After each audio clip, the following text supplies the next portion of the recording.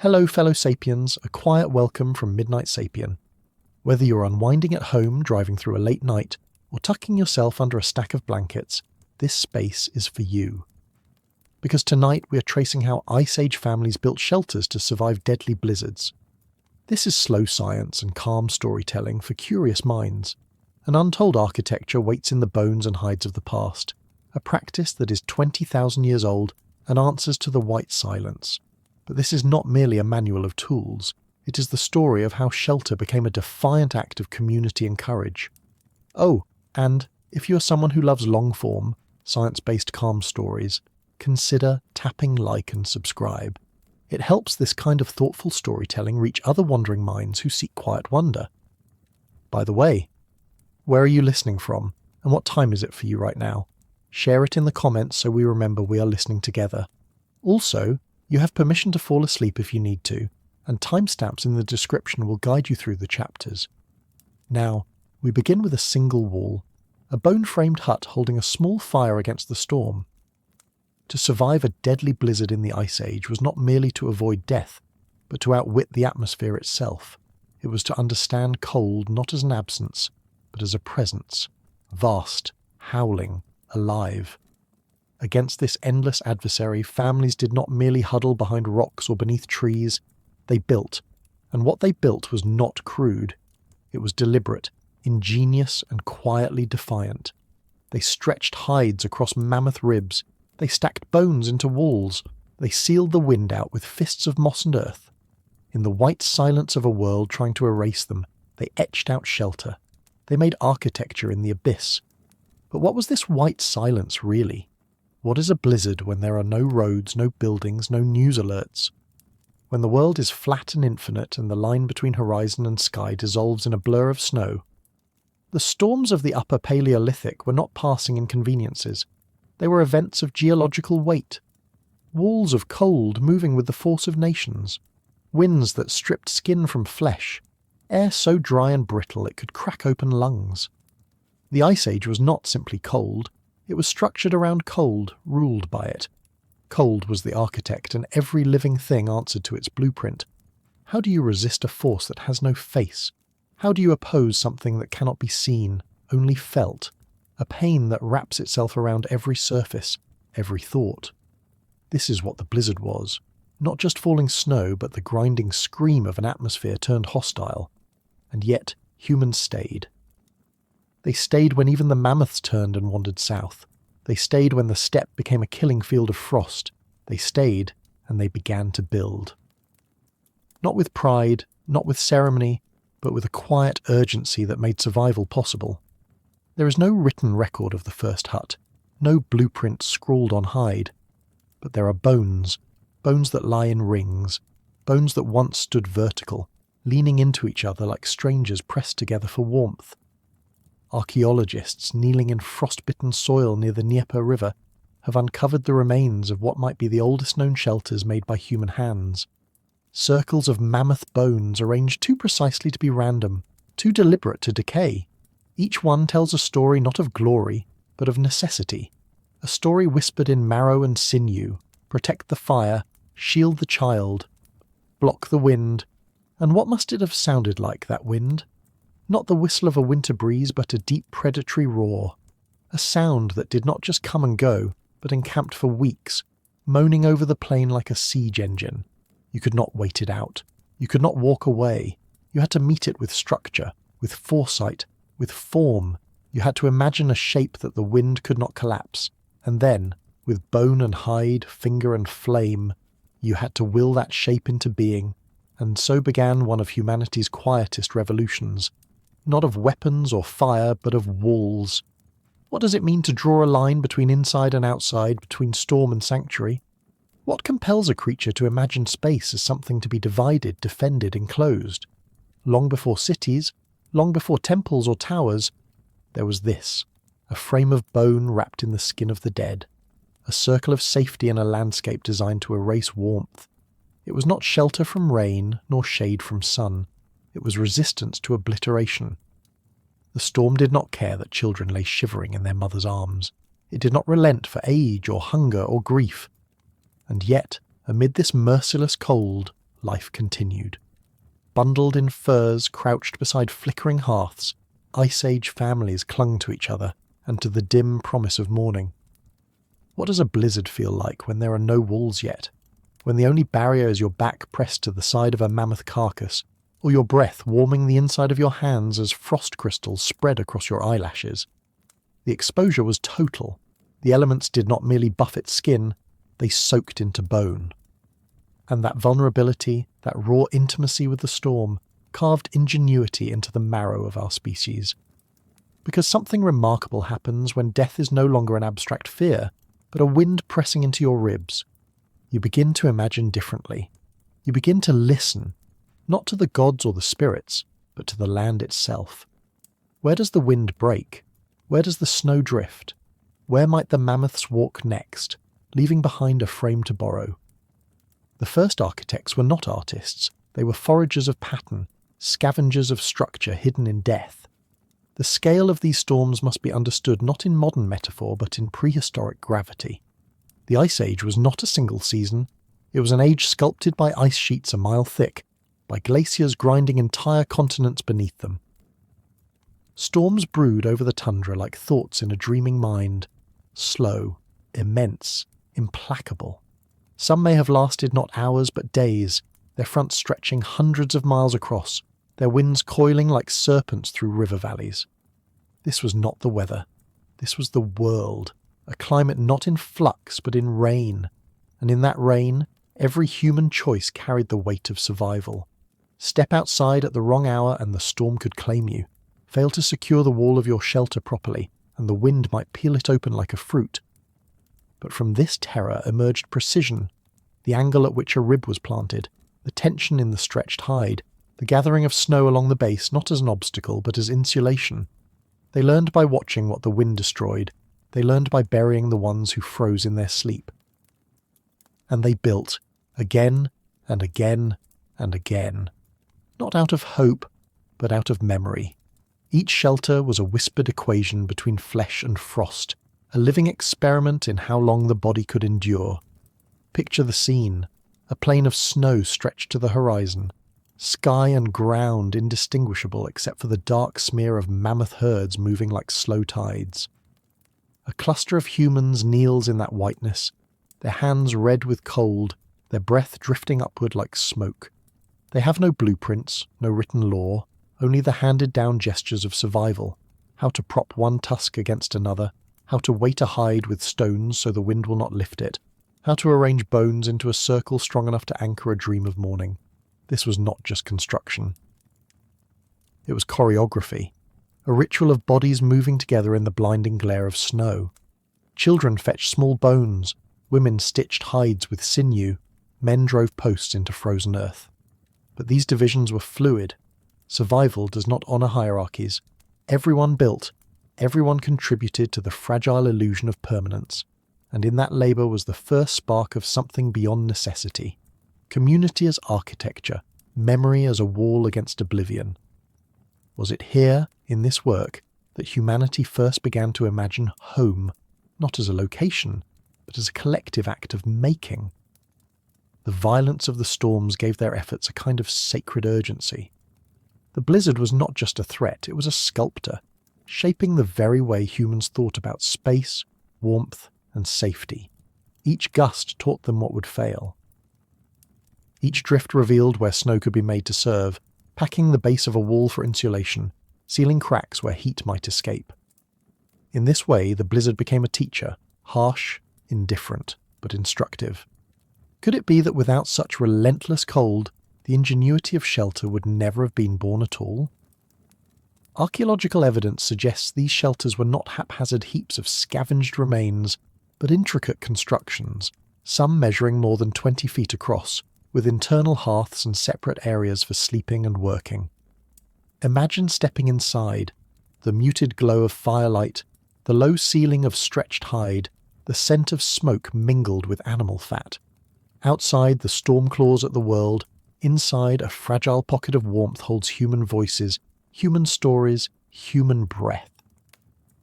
This contrast, the ferocity without, the hush within, is the essence of the Ice Age shelter. And yet even this sanctuary was not impregnable. At times the wind would find its way through seams, snow would creep inside, or a roof would sag under its weight. Repairs were constant, vigilance was survival, but every patch, every reinforcement was also a refinement, an iteration in the unending experiment of living against the storm. Over generations, these refinements accumulated like sediment, forming not only stronger shelters but stronger minds. Minds capable of imagining walls before they existed, of seeing space as a thing that could be shaped, held, protected. This capacity to shape emptiness into refuge was humanity's quiet inheritance from the white silence. It was born not in comfort, but in extremity, in the unrelenting pressure of a world that demanded adaptation or extinction. How else can one explain the patience required to stack bone upon bone in freezing winds, or to stitch hides with sinew when fingers were cracked and bleeding? Such patience is not natural, it is learned through necessity.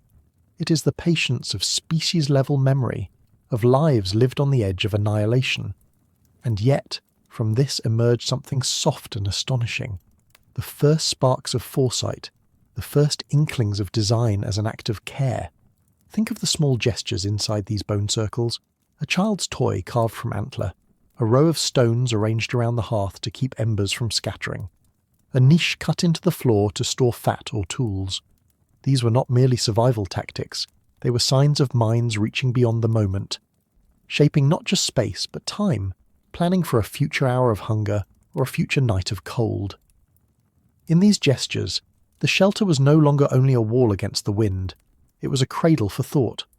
Could it be that in making a home, however temporary, humans first began to imagine permanence, a continuity stretching further than the next hunt or the next storm? Outside, the blizzard moved like a living entity, a predator whose form could never be fully seen. Inside, firelight flickered against bone walls, and smoke drifted through vents carved in the roof. The contrast was profound, not just sensory but existential. Here, within the circle, one could speak without shouting against the wind. Here, one could dream. This small interior world became the first classroom, the first theatre, the first parliament of voices, and always, at its centre, the fire, fragile as a heartbeat, but radiant enough to anchor an entire community's sense of being. The ingenuity required to create these shelters was not only material, but social. To gather enough bones for a single structure meant scavenging the remains of dozens of mammoths. Such a feat demanded planning, cooperation, and knowledge of animal migrations. It required trust, a collective understanding that survival was shared. The blizzard did not merely test their walls, it tested their bonds. Only together could they drag ribs across miles of frozen ground. Only together could they lift hides heavy with frost. Only together could they create a space where life could continue. In this way, the storm's violence was the hammer that forged the community. And yet, even as these shelters multiplied across the steppe, they remained ephemeral, built to be dismantled, rebuilt, adapted to new seasons and new herds. Permanence was still a dream, not a reality. The families inside knew this. They slept with their boots near the fire, ready to move if the wind shifted or the mammoths vanished.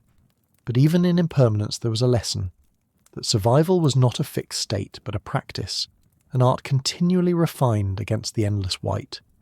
Was it this practice, this rhythm of building, dismantling, learning and rebuilding, that taught humans how to live with change rather than fight it? Because the white silence could not be conquered.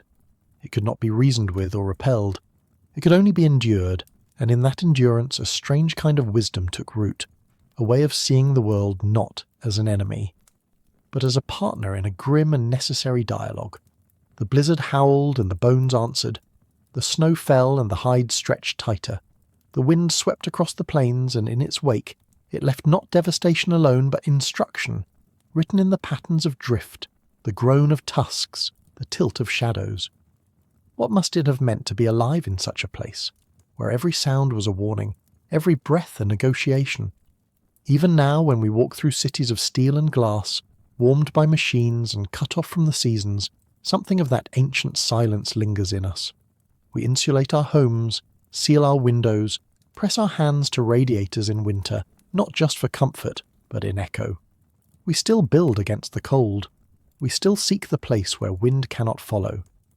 And perhaps this is why the story of the Ice Age shelter resonates, because it is not only a record of what once was, but a mirror of what still is, a reminder that the walls around us are more than architecture, they are ancestry. When we study these shelters, when we kneel beside the bones embedded in frozen soil, brush away the centuries, reconstruct the curve of a dwelling from a scatter of ribs, we are not just performing archaeology. We are reaching back through time to touch the moment when humans first said, with structure and flame, we will stay. We will not flee every storm. We will not vanish into the snow. We will endure here, together, in this circle we have made. How fragile that decision must have felt, and yet how immense its consequences. Because everything begins with shelter. Before language had grammar, before myth had shape, before trade or agriculture or civilization itself, there was this: the need to keep the cold out, to keep the fire lit, to keep the children safe. In answering that need, Ice Age families began to create not just structures but systems of cooperation, of memory, of adaptation. They began to build meaning into matter. A hide becomes a roof, a bone becomes a wall, a circle becomes a home, and in that transformation the human story begins. So the next time snow falls against your window and the wind rises in the trees, pause, listen. Imagine a wide and endless plain, a fire flickering in a dome of mammoth-bone, a family pressing close in the half-light of survival. Imagine what it took to outlast the storm. Imagine how much we owe to those who first did. And ask yourself, in the stillness between gusts, what shape will I build against the wind? What circle will I draw to hold my warmth, my kin, my story? In the white silence that never truly left. The fire was never enough. Not on its own. It could warm the hands but not the air, cast light but not protection. Against the vast white cold of the Ice Age, a flame was a beginning, a symbol, a promise, but never the solution. You could sit beside it and still feel the wind's fingers threading through your hair. You could sleep near it and still wake covered in frost. The blizzard, with all its weight and roar, did not fear fire. It slipped around it, under it, through it. The flame was a flicker of defiance, yes, but alone it could not shield the body from the sky. Still it was sacred. In the earliest caves of Europe, fire appears again and again, buried deep within the dark, not at the mouths of shelters, but in their interiors, in places where no sunlight ever reached. Archaeologists uncover these ancient hearths, like fossils of resolve. Blackened stone circles nestled among ochre-painted walls, char layered into the soil from 1,000 nights of smoke. Some are as old as 400,000 years. Some show signs of deliberate maintenance, of wood arranged with care, of ashes cleaned and swept. Fire, even in the deepest dark, was tended like a garden. But what does it mean to plant light in a cave? It means survival, yes, but more than that, it means meaning. To build a fire is to draw a line in time, to mark the moment when heat becomes something summoned, not stumbled upon. And yet, as crucial as it was, fire had limits. It could not stop a gale. It could not block a drift. The families who huddled around it learned this with a kind of slow dread, night after night. They saw their breath freezing in the air just inches from the flame. They watched sparks rise into nothingness as the storm pressed in from every direction. What happens when your only warmth is exposed? When your last resource glows, but glows too vulnerably? In time, this awareness must have begun to change the way humans thought about the flame itself. Not as a fixed point, but as a centre needing protection, a heart that required a body. Fire was not the shelter. It was what shelters were built to protect. And from this realization, everything changed. Suddenly, the cave became more than a refuge from predators. It became a partner to the flame. Its stone walls held the heat, amplified it, cradled it. In open plains where caves were rare, the need became urgent. If no hollow in the earth existed to hold the fire, then one would have to be built. Was this the moment when architecture began? Not with ambition, but with a shiver. Because a fire on snow is both a miracle and a contradiction. It survives by being surrounded by its opposite. The colder the air, the brighter it burns. But what if the snow turns to water beneath it? What if the wind lifts the sparks and scatters them? Flame alone, as early humans must have discovered, could not be trusted without form, without frame, without skin, without shelter. So the flame taught them not only warmth but structure. It demanded walls. It demanded invention. It asked a question the storm never could. What will you build around me? In that question burned the next great human leap. Not technological, but conceptual. The idea that a flame could be surrounded, tamed, held within something crafted rather than merely found. The idea that fire was not the end of survival, but its centre. From this centre, space unfolded. Around the fire, circles formed, of stone, of bone, of people. Patterns began to emerge. No longer did families scatter loosely across the steppe, following warmth wherever it happened to appear. Now they created it, and where they created it, they stayed. Fire, for all its vulnerability, brought gravity. It gave weight to a place, and as fire gave weight, it also revealed limitation. A flame exposed to the open air loses more heat than it gives. Without walls, its warmth dissolves into the sky. Without a roof, it invites the wind to play its cruel games. A fire in a cave can raise the temperature by several degrees, enough to mean the difference between frozen breath and sleeping breath. But a fire on the plain, surrounded by nothing but snow and stars, that is a flame that burns fast and dies faster. Early humans knew this not as theory but as ache. They carried the smell of burned hair and wet ash. They learned by loss. We know this because of the hearths, scattered across layers of loess and ash in the open air, where evidence suggests fires were repeatedly built in the same location. Why return to the same place unless it offered something? A break in the wind, a natural fold in the land, a cluster of stones that remembered warmth. These open-air hearths tell of a longing not just for heat, but for habit. They are the marks of a people learning not just to survive the cold, but to outthink it. But even so, without enclosure, even the best hearth was a flickering gamble. A fire could be drowned by a storm in minutes. A gust of snow could kill it as surely as hunger. So came the dawning realization. Fire needed allies. Walls, roofs, entrances positioned not just for access, but for insulation. And once that idea entered the mind, it spread. The hearth was no longer a simple blaze. It became an anchor. Around it rose ribs, bones, branches, hides. These were not passive shelters. They were built with fire in mind. Vents to draw out smoke, stones to radiate heat, door flaps to trap warmth within. The shelter and the flame became interdependent. One could not fulfill its purpose without the other.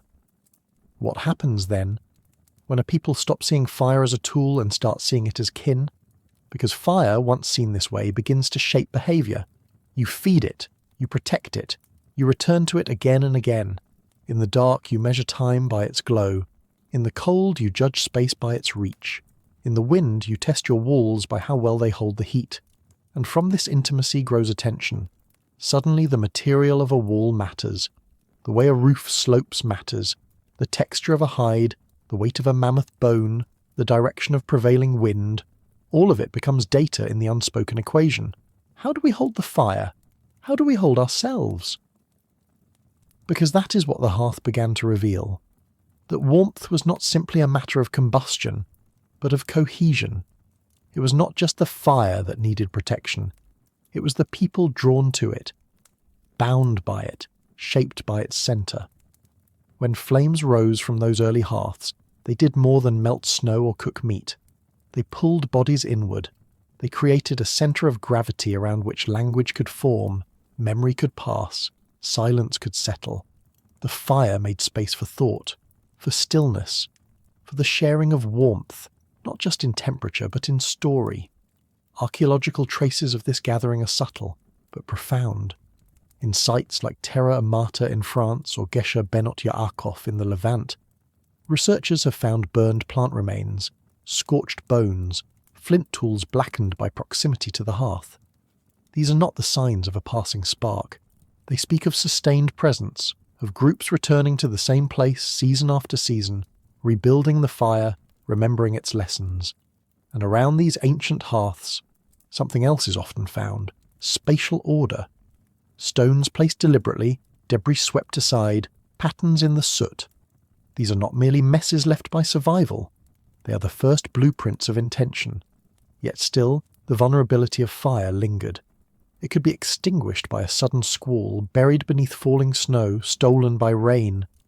And so humans began to surround it, not just with hides stretched between sticks, but with structure.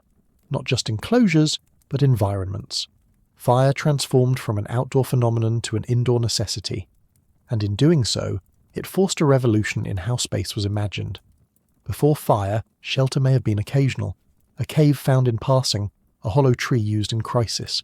But now shelter had to be planned, built, maintained, because without it, the fire would die, and without the fire, everything else would follow. Was this the moment we began to tether ourselves to place? Not just following animals or weather, but choosing to stay, to remain beside the hearth we had built, the structure we had raised, the warmth we had protected. The fire required maintenance, it demanded loyalty, and in exchange, it offered stability. Could it be that the earliest human settlements, the first glimmers of domestic life, did not begin with agriculture or architecture but with flame? Even the physics of fire encouraged this shift. Heat rises. Without a low ceiling to trap it, warmth escapes. Without walls to reflect it, energy is lost. Early humans began to understand these principles not through theory, but through the ache of cold shoulders beside a high flame, through the success of a tighter hide stretched close to the ground, through the way breath misted differently in well-formed spaces. Over time, the fire taught them engineering. It shaped their designs by rewarding certain forms with comfort and punishing others with cold. In this way, the blizzard became the test, but the fire became the tutor. What deeper knowledge arises when warmth itself begins to shape your thoughts? It is knowledge born from the body before it ever reaches the mind. The sensation of heat radiating off stones, the way smoke curls and seeks an exit, the subtle shift of air when a flap is drawn tight. These are not abstractions. They are tactile lessons, learned by cracked hands and frostbitten cheeks, passed from elder to child in the language of gesture. Over time, these lessons coalesced into patterns. Stones ringed a hearth, not randomly, but with intent. Openings in walls aligned with the direction of prevailing wind. Hides were layered in ways that minimized drafts. The hearth was no longer simply a fire. It was a system, embedded in space and in memory. In some sites, archaeologists have found evidence of multiple hearths within a single large shelter, their charred circles spaced in ways suggesting different tasks, one for cooking, another for warmth, another perhaps for toolmaking or ritual. Such complexity speaks to minds already thinking in terms of zones, functions and flows, the same mental frameworks that would one day give rise to rooms, houses and cities. And always at the centre was fire, the beating heart around which space organised itself, like muscle and bone forming around a pulse. Yet the limits of fire remained stark. It could dry hides but also crack them. It could warm air but also consume oxygen. Too much smoke could choke a dwelling. Too much flame could ignite a roof. In learning to house the fire, humans were also learning restraint, how to vent a shelter without losing heat, how to bank embers to last the night without sparking a blaze. This balancing act, played out across generations, seeded a deeper discipline, an understanding that survival was not a single invention, but a relationship. You did not simply have fire. You lived with it, negotiated with it, designed your world around its moods. And this relationship was transformative. Families who once huddled in open plains began to favour caves not only for their protection from predators, but for their ability to hold warmth. Those who lived where caves were scarce began to build shelters specifically to nurture fire. Roofs became lower, entrances became angled, surfaces became reflective. All of these changes were subtle, but together they marked a pivot in human existence. From adapting ourselves to the landscape to adapting the landscape to ourselves. Fire was the hinge. Imagine then an Ice Age evening, wind clawing at the step, snow rolling in heavy waves. Inside a low, darkened shelter, a fire crackles in its stone ring. Shadows of ribs or branches arc across the ceiling. Children press their hands toward the glow, their eyes catching the reflected light. Adults adjust the hides, bank the coals, clear the vent hole. In the flicker of the flame, knowledge moves, not in words but in actions repeated until they become second nature. And in that repetition, the idea of home deepens, becoming more than a place to endure the storm. It becomes a place to remember, to plan, to dream. What might emerge from such a space but culture itself? Because culture does not begin with painting or poetry or myth. It begins with repetition. With a need so persistent it becomes tradition, and with a space so familiar it becomes sacred. The fire, cradled in its ring of stone or bone, becomes the first altar, not to gods, but to survival. Around it, the day is divided, food is cooked, tools are shaped, wounds are tended. Its light stretches time into the night, allowing thoughts to unfold beyond the day's labour. The moment fire found its shelter, something in the human story changed. For the first time, warmth did not depend on weather. It depended on will, and that will expanded. When we examine the archaeological record, sites like Dolny Vestonis, with their patterned hearths and scorched clay figurines, we see evidence not only of utility but of expression. Fire was used to harden, to preserve, to transform. Clay met flame and became durable. Bone met flame and became tool. Thought met flame and became gesture. Art, permanence. In this crucible of necessity, invention became inevitable. But invention was never separate from the structure that held it. Without shelter, the fire could not teach. Without fire, the shelter could not live. And so a bond was born, a threefold covenant between flame, form, and family. From this triad, all future dwelling would descend. Every hut, every hearth, every house and hall and high-rise owes its ancestry to this ancient alignment. The fire in the snow, once a lonely flicker on a wind-blasted plain, became the seed of civilization. And that seed required shelter to root. It demanded that humans begin to think not just in terms of survival, but of design. What holds heat? What traps smoke? What shape contains the most warmth for the least material? These are not idle questions. They are architectural principles, encoded first in instinct, then in trial, and eventually in memory. Memory, after all, is the true structure. It is what allowed a child watching their mother adjust a stone to remember that placement years later when building a hearth of their own. It is what allowed small changes, the angle of a wall, the layering of moss, to become inherited wisdom. Fire revealed the need for structure, but memory carried that knowledge forward. And each time a new shelter rose around a hearth, the knowledge deepened. This was how tradition formed, not from dogma, but from firelight flickering across faces in thoughtful silence. So what does it mean, truly, to say that fire was not enough? It means that warmth alone could not preserve life. Only the structure around it could do that. It means that comfort in the end is not given by the flame but by what surrounds it. And perhaps it means something more, that even in our brightest discoveries, we are incomplete until we build a place for them to endure. The fire changed us, but it was the act of sheltering the fire that made us human. And what will you shelter in your own brief season of cold? What fragile warmth will you shape space to protect? The shelter that stands in defiance of a blizzard must be more than shelter. It must be a fortress stitched to the edge of extinction, and yet in the heart of the Ice Age. That fortress was not built from stone or timber. It was built from the bodies of giants. Imagine it.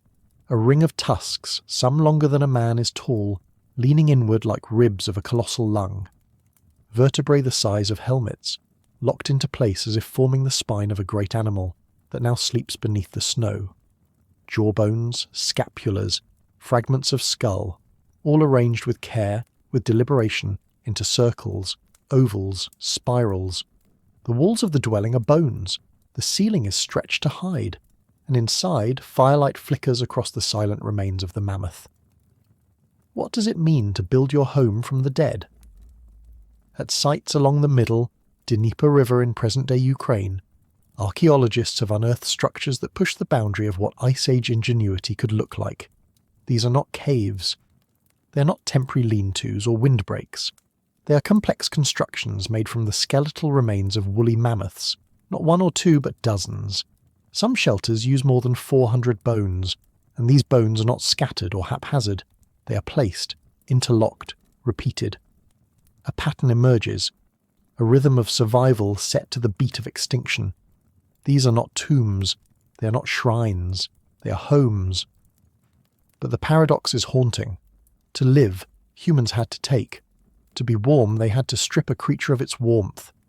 The mammoth, with its thick hide and insulating fat, was not only meat, it was material, and its bones, once buried beneath muscle and time, became beams, frames, architecture.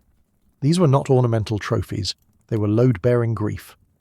What must it have felt like to sleep in a structure built from the bones of something that once thundered across the plains? Something whose eyes you may have met before it fell. The construction of these bone huts, some dating back 20,000 years, shows more than improvisation. It shows adaptation, innovation. The ribs were used as arches, the skulls as anchors, the hides as roofing. In some, stones were placed atop bones for added weight against the wind. In others, mammoth tusks were planted vertically to form doorways, gateways between frost and fire. These were not the dwellings of people barely scraping by. These were the dwellings of people who understood the landscape as a system, who read the environment like a map, and who saw in death the possibility of continued life. And still, the wind came.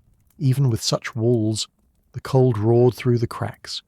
Snow gathered where it always found weakness. Repairs were constant. Reinforcement was a ritual. Yet every return to the dwelling, every reassembly of the circle, deepened the knowledge. The structure became a memory held in bone, a shape learned not from blueprints but from blood, from breath, from watching a mammoth fall and thinking, we will carry this weight differently, not as a carcass, but as shelter, not as waste, but as structure. What does it mean to live inside the echo of something gone? The wind did not ask such questions, but perhaps the bones did. Laid in deliberate circles across the frozen earth, their hollow forms once filled with marrow now served as pillars of warmth, memory, and necessity. The very curvature of a rib, the broad surface of a scapula, these were repurposed by human hands into the architecture of survival. The people who built with them were not engineers in the modern sense, but their choices were no less precise. The size of the circle determined how much heat would be lost. The placement of a tusk could shift how snow accumulated around the dwelling. Form was function, and function was fate. Along the Dnieper, these circular bone dwellings emerged like whispers in the archaeological record. Not in hundreds, but in just enough numbers to suggest knowledge shared, remembered, passed on. At sites like Mezhyrich and Mezin, skeletal structures reveal careful planning. Some bones were not local, they had been carried, dragged, transported over distances too great for mere convenience. Why carry a mammoth jaw across miles of frozen steppe? Because the builders understood its strength, its shape, its place in the puzzle of survival. These were not just shelters, they were expressions of insight born in cold and practiced over generations. Some dwellings were dug partially into the ground, their bones forming the walls above shallow pits, allowing the fire's heat to rise and linger longer. Others show signs of multiple rooms, partitioned with ribs or shoulder blades, suggesting different spaces for sleeping, working, storing food. Within these spaces, archaeologists have found tools, beads, even fragments of ivory carvings. Evidence that inside these grave-bone walls, people did more than wait out storms. They crafted, they spoke, they remembered. The mammoth bone huts were not merely functional, they were cultural, but culture comes at a cost, and the cost was staggering. A single hut could require the remains of over 100 individual mammoths. Some of these were hunted, others scavenged, but all of them were transformed, from creature to material, from presence to absence shaped into purpose. The act of building with bone forces a reckoning. How many lives must be unmade so that one life may persist? Did the families who lived inside these structures feel the weight of that exchange? Did they trace their fingers along the smooth arc of a tusk and wonder who the animal had once been? In the modern world, we speak of sustainability, of balance, of limits. But for Ice Age humans, those concepts were not abstract. They were tactile. If the herds moved on, if the bones became scarce, if the shelters failed, they died. There was no buffer, no surplus. Each structure stood as both solution and reminder. A solution to the cold, a reminder that every act of survival leaves an imprint, a subtraction, a scar. The bones beneath the wind carried not just warmth, but the memory of extinction. How, then, do you honour what keeps you alive while knowing you are part of its end? Perhaps the answer lies not in words, but in the arrangement of the bones themselves. There is a symmetry in their placement, a solemnity that borders on reverence. These were not the crude stacks of indifferent scavengers. They were compositions, circular, balanced, intentional. Some dwellings show ornamentation, patterns etched into ivory, beads threaded onto sinew, decorative objects buried beneath the floor. It is as if, having taken the bones, the builders returned something: shape, meaning, care. A kind of ritual reciprocity, not to erase the taking, but to acknowledge it. The shelter became not just a structure of survival, but a gesture of gratitude etched into form, and the paradox only deepens. For the very act of survival, warm, firelit nights under mammoth-rib ceilings, depended on the absence of the very creatures that once roamed the plains in herds as vast as weather. The woolly mammoth, once so dominant it shaped ecosystems with its tread, now found itself entwined in the story of another species, a bipedal scavenger turned builder. It is difficult to say when the balance began to shift, when the number of mammoths fell below what was needed for both shelter and renewal. But by the time the last mammoth bone was lifted into place along the Dnieper, the animal's fate was already sealed. The shelters that protected humans were also tombstones, unmarked but undeniable. This does not make the builders villains, it makes them participants in an ancient contract between life and death. The Ice Age was not a passive backdrop, it was a world of scarcity and consequence. Every act had weight. To live meant to take, to build meant to dismantle something else, and within this equation, humans learned to become both creators and witnesses. They shaped a world in their image, but only because the bones of that world allowed them to do so. And once the mammoths were gone, so too were the shelters that relied on them. No other material matched their size, their strength, their availability. The extinction echoed through architecture. Archaeologists debate whether overhunting played a significant role in the mammoths' demise. Climate change certainly strained the ecosystems that supported them. But it is undeniable that their bones became part of a new ecology, not of wild plains, but of hearth circles and windbreaks, not of movement, but of settlement. The homes along the Dnieper are quiet testimony to that exchange. They are made not of stone, which endures, but of bone, which remembers. And in that memory lies a kind of message, that even our earliest innovations bore the cost of disappearance. So what are we looking at when we gaze upon those pale curves in the Ukrainian soil, uncovered after 20,000 years? Are we looking at evidence of genius or evidence of need? Are we seeing the triumph of adaptability or the foreshadowing of a pattern we still have not broken, a pattern of building tomorrow from the remains of what we can no longer preserve today? When does shelter become elegy? And who will remember the shape of our own walls when the creatures we build them from are gone? The bone huts of the Dnieper don't answer that question. They ask it louder. In their silence, they speak not only of adaptation, but of tension. They embody the fragile choreography between existence and erasure.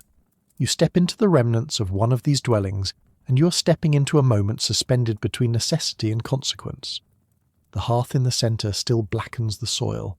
The outline of tusk still defines the perimeter.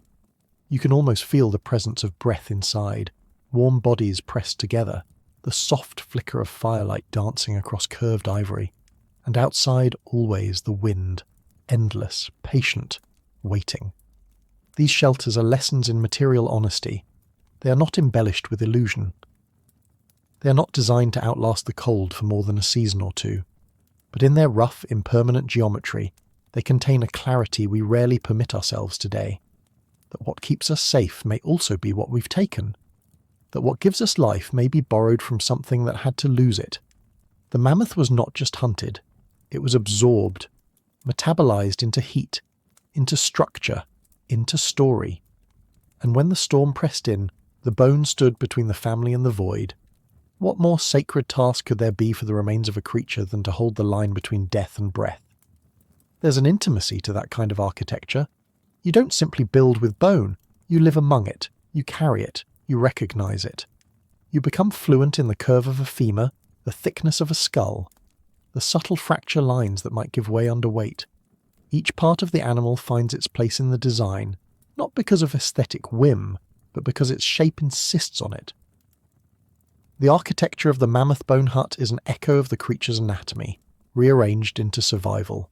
To look at these structures is to see not only the ingenuity of human builders, but the shadow of the bodies they relied upon. And that shadow lingers. When the wind finds the cracks in our own homes today, when we pile blankets and stoke the furnace and close the doors with a quiet shiver, we're answering to that same fear. The fear that warmth can vanish, that safety is conditional, that nature does not make promises. The Ice Age was more honest about this truth. It forced its inhabitants to acknowledge the line between being and ceasing every single day.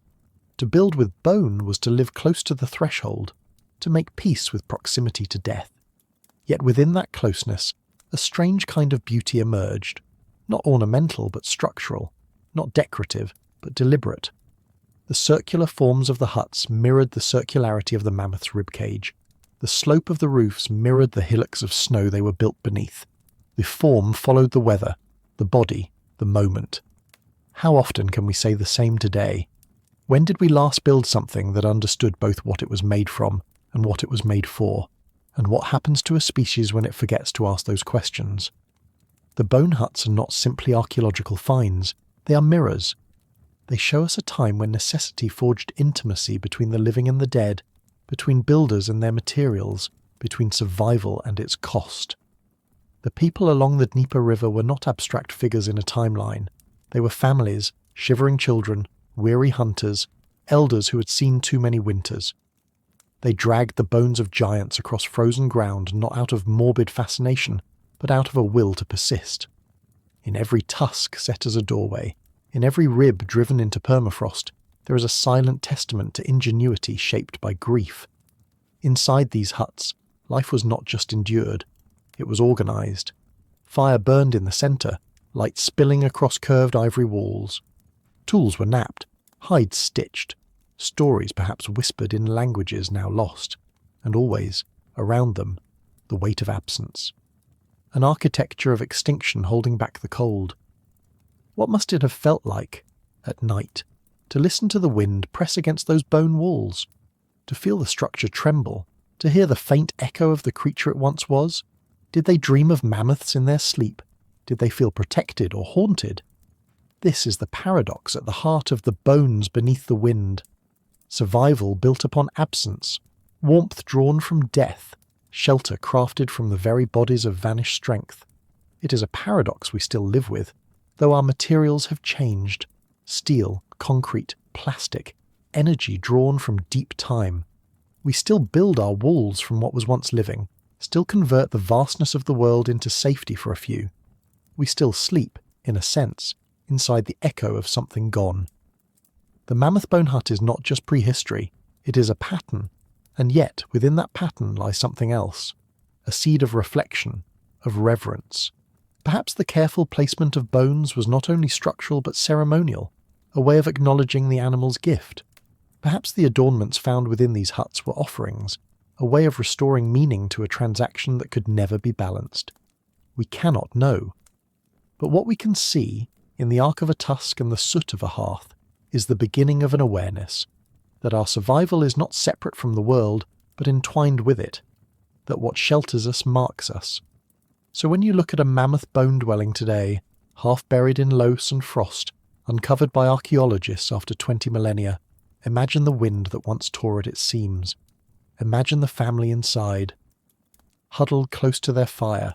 Imagine the weight of the bones above them, silent witnesses to both the storm and the species who had outlived it. And ask yourself, what are the bones beneath your own wind? What vanished strength do your walls contain? What story will the ruins of your shelter tell thousands of winters from now, when the wind finds them again? The storm did not care what the walls were made of. Wind, sharp as obsidian flakes, scoured the plains, peeled back the breath from lungs, and turned snow into a weapon that stripped flesh from bone. In that pale, howling emptiness, a ring began to rise. Not a fortress, not a monument, but something far older and more intimate. Shelter.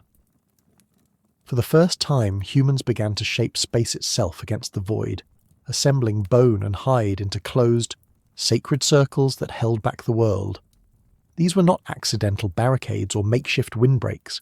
They were architecture, deliberate and solemn, born of need, memory, and the dream of warmth. They began with the bones, always the bones. The builders chose with care, shoulder blades as windshields, massive rib bones arched into curves, long tusks driven into permafrost to form the outer rings. The circle was essential. It was the most stable form, resistant to collapse and easy to insulate. Within these curved walls, humans could gather close, back to back, fire in the centre, snow piled around the perimeter for additional insulation. It was not just structure, it was survival arranged in geometry. How did they know the weight each bone could bear? How did they calculate the angle where tusk met earth, where sinew met gravity? There are no blueprints left to read, but in the silence of each preserved ring lies a logic older than mathematics, the logic of cold, of shelter, of the line between life and absence. But bones alone were not enough. The storm was not just seen, it was felt through every gap, every seam, every tiny shiver of exposed air. So the walls were sealed with the hides of the very creatures whose skeletons framed them. Mammoth skin, thick and heavy, was stretched tight across the bones, anchored with stakes, frozen into place. In some sites, archaeologists have found layering, multiple hides stacked and pressed, creating thick semi-permeable membranes that trapped warmth and resisted wind. The hides were not just barriers, they were the second skin of the dwelling, flexible, breathable, but strong enough to turn blizzard into whisper. And as the fire crackled inside, as smoke threaded upward through purposefully designed smoke holes, the walls softened. The hide warmed, softened, swayed slightly, not unlike the breathing of something alive. Imagine that. A shelter that breathed. A ring of ribs, a skin of warmth, a circle of flickering flame. Inside, children slept in fur-lined beds. Tools were shaped. Meat dried near the fire. But more than that. Stories were told. Laughter cracked against the bones. Memories were shared. The hut was not only physical protection, it was a container of human continuity. And here, perhaps, lies the deepest truth, that building a shelter was never a solitary act of engineering, but a communal ceremony. Each ring was raised by many hands, each hide hauled and stretched by group effort. The cold was never outwitted alone. And so the shelter became not just a thing, but a ritual, a collective act of defiance and remembrance. What does it mean to build with others when the alternative is to vanish alone into the snow? In the Ice Age, shelter was not only an invention, it was a ceremony of cooperation. Every circle raised was a map of social memory, a monument to hands that knew their task without the need for speech. To build meant to belong. The bones could not be lifted by one, the hides could not be stretched by a single arm. Children carried tools, elders supervised the weight of ribs. Hunters returned from their journeys not just with meat, but with the materials of continuity. A mammoth, once brought down, was not only a meal, it was a roof, a wall, a future. And so, construction began before the first bone was placed. It began with the decision to stay alive together. It is here, at this intersection of cooperation and necessity, that the circle becomes more than structure. It becomes symbol. A ring encloses, protects, and gathers. There is no corner to hide in, no separation from the warmth or the work. Everything and everyone is included by shape and by intention. Within the circle, distance collapses, and this proximity is no accident. The warmth of a central fire only reaches so far. The human body, shivering in pelts, still emits heat. In a world where temperature could fall below 30 degrees, every breath, every body mattered. The walls weren't just built to keep the wind out. They were built to keep each other in. Some of these shelters, uncovered beneath millennia of silt and frost, measure up to 20 feet in diameter. That is not a survival hut. That is a home. A place where days passed slowly and deliberately, where meat was stored and rationed, where tools were knapped and tested, where tales of past hunts were spoken in the flickering half-light. Archaeologists have found storage pits dug into the floors, smoothed areas where work was done, and soot-stained walls that speak of fires carefully maintained. These are not signs of panic, these are signs of rhythm, of ritual, of seasons planned for, rather than merely endured. And perhaps most strikingly, the more elaborate the structure, the more it suggests something unexpected in such a brutal age. Time. Time to choose bones not for necessity but for fit. Time to arrange hides not only for coverage but for efficiency. Time to sit in the shelter's glow and think. To remember, to grieve, to imagine. The circle gave more than warmth. It gave space for the mind to rest and expand. It carved out a moment from the eternal blizzard and said, "Here we live."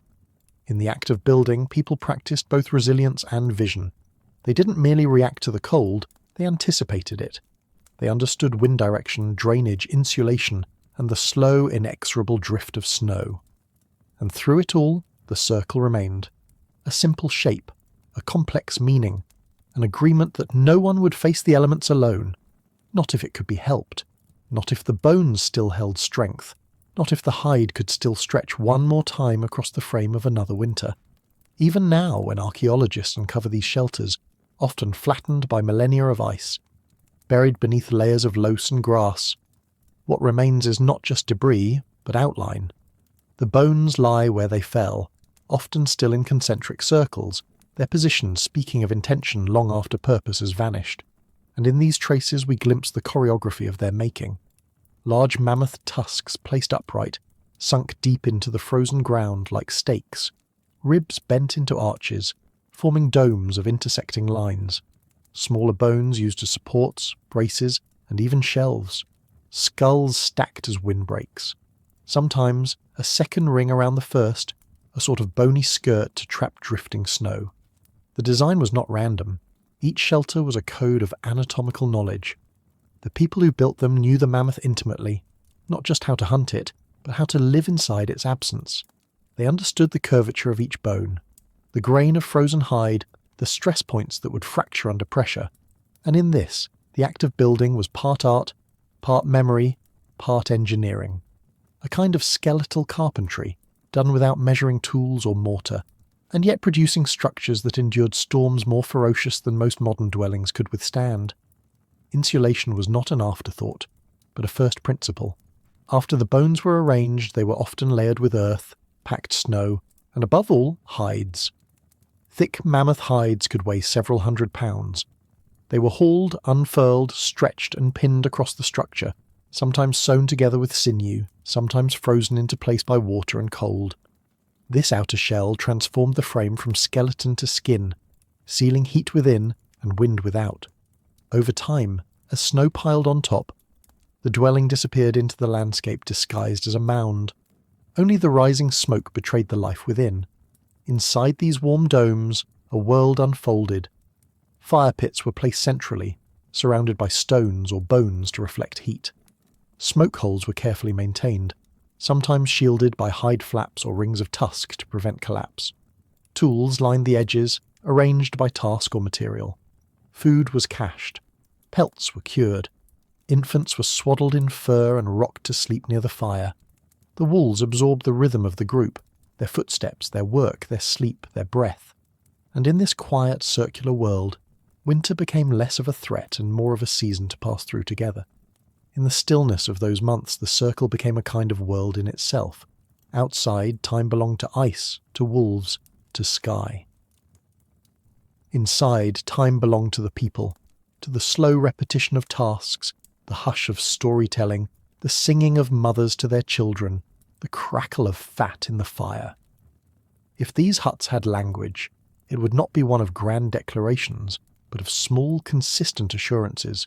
You are warm, you are fed, you are not alone. This quiet vocabulary of care is what elevated the shelter from structure to sanctuary. The circle was more than a response to the cold.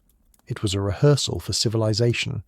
Within those curved walls, humans practiced the gestures that would one day shape villages, temples, cities. They gathered, they shared, they remembered, and in doing so, they planted something in the frozen ground that no wind could scatter: continuity. The hut wasn't only a place to sleep, it was a place to become. Consider, too, how building itself became ritual. In the bitter months of scarcity, when food was hard won and days were short, why would a group expend energy on something so elaborate? Because survival, on its own, is not enough. Survival without meaning is erosion, but survival with purpose becomes culture. Every circle of ribs was a commitment, not just to the present, but to a future, a structure raised not only to shield from the blizzard, but to teach the young, to gather the old, to dignify the moment of endurance with intention. There is evidence that construction sites were revisited year after year, sometimes seasonally rebuilt, sometimes expanded. Bones added, hides replaced, floor pits redone, tools cached in the earth, ready for the next return. These weren't emergency shelters scattered by accident. They were part of a memory landscape. They stitched together time, and in doing so they formed something akin to home, even if temporary, even if vanishing under the melt each spring. The act of stretching a hide across a rib cage was not merely utilitarian. It echoed the acts of wrapping, of binding, of enclosing, the same motions one might use to swaddle a child or prepare the body of a lost elder. The motions carried meaning. They acknowledged that what once lived could still protect. And this is not sentiment layered on in hindsight.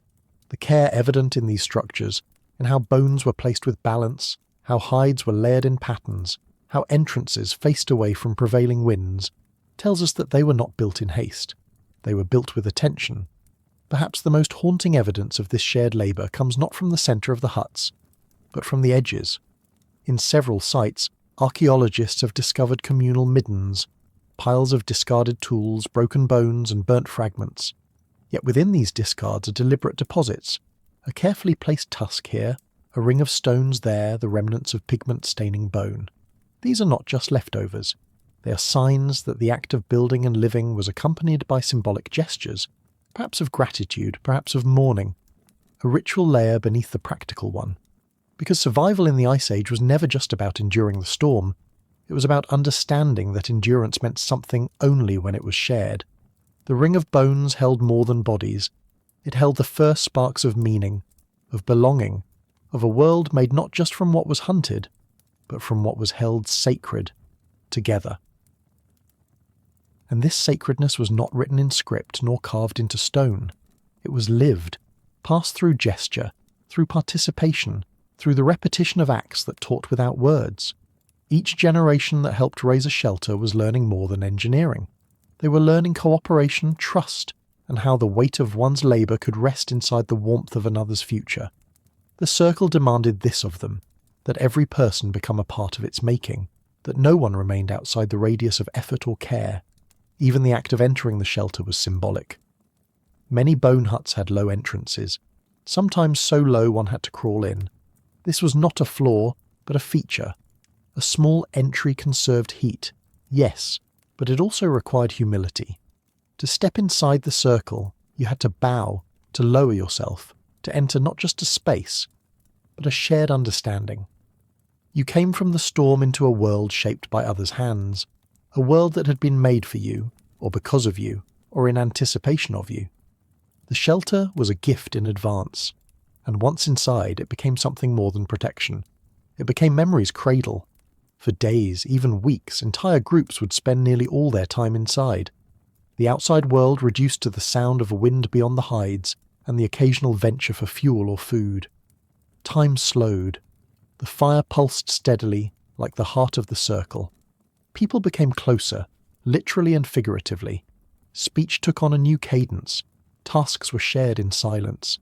Babies learned the faces of the old. Songs may have been invented here, not for performance, but for continuity. Sound passed mouth to mouth like breath. In this slowed, enclosed time, shelter became story. Each mark on the bones, each stain on the hide, each groove from a tool or scratch from a child, accumulated like chapters in a book read only by touch. By the time the shelter was taken down or left behind, as the group moved on with the thaw, it had become a memory, shared not by one person, but by all who had slept within it.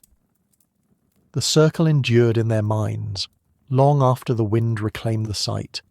Today, we look at diagrams of these bone huts in textbooks and museums. We see the lines, the measurements, the labels, mammoth rib, burnt soil, post hole. But to see only the structure is to miss the point. The point is that each circle was a world built from extinction, held together by cooperation, and wrapped in meaning. The point is that shelter was not the absence of danger, but the presence of care. That, in the deepest winter humanity has ever faced, we chose not just to survive, but to survive together.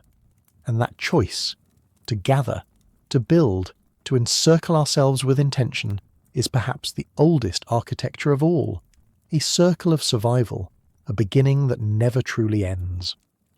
The shelter, for all its ingenuity, was never a guarantee. In the Ice Age, survival was not secured by invention alone, but tested relentlessly by the will of the storm. Blizzards did not simply fall, they arrived like living entities, immense, indifferent, and orchestrated by laws more ancient than bone or fire.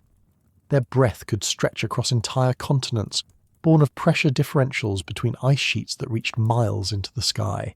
And when they descended, they came not as gentle snowfalls, but as avalanches of wind, ice, and obliteration. To understand the magnitude of these storms is to understand the scale of what our ancestors faced.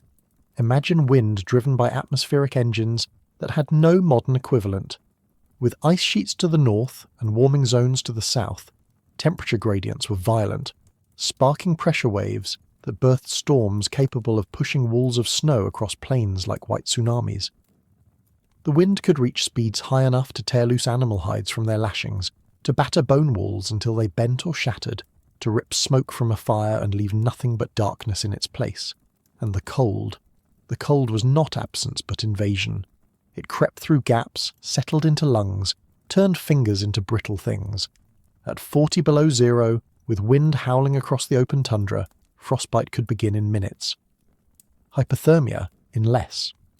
But these storms were not merely physical tests, they were existential ones. A well-built hut could provide a microclimate in which heat was retained, food was warmed, and life sustained. But the moment a structural flaw appeared, a seam left open, a hide not weighted enough, a smoke hole left unsealed, the blizzard poured in like a judgment. A family huddled in such a place could go from safety to catastrophe in a single gust. Snow forced into the space would melt and refreeze, sealing entrances. Fires would sputter from lack of oxygen or be smothered by backdraft.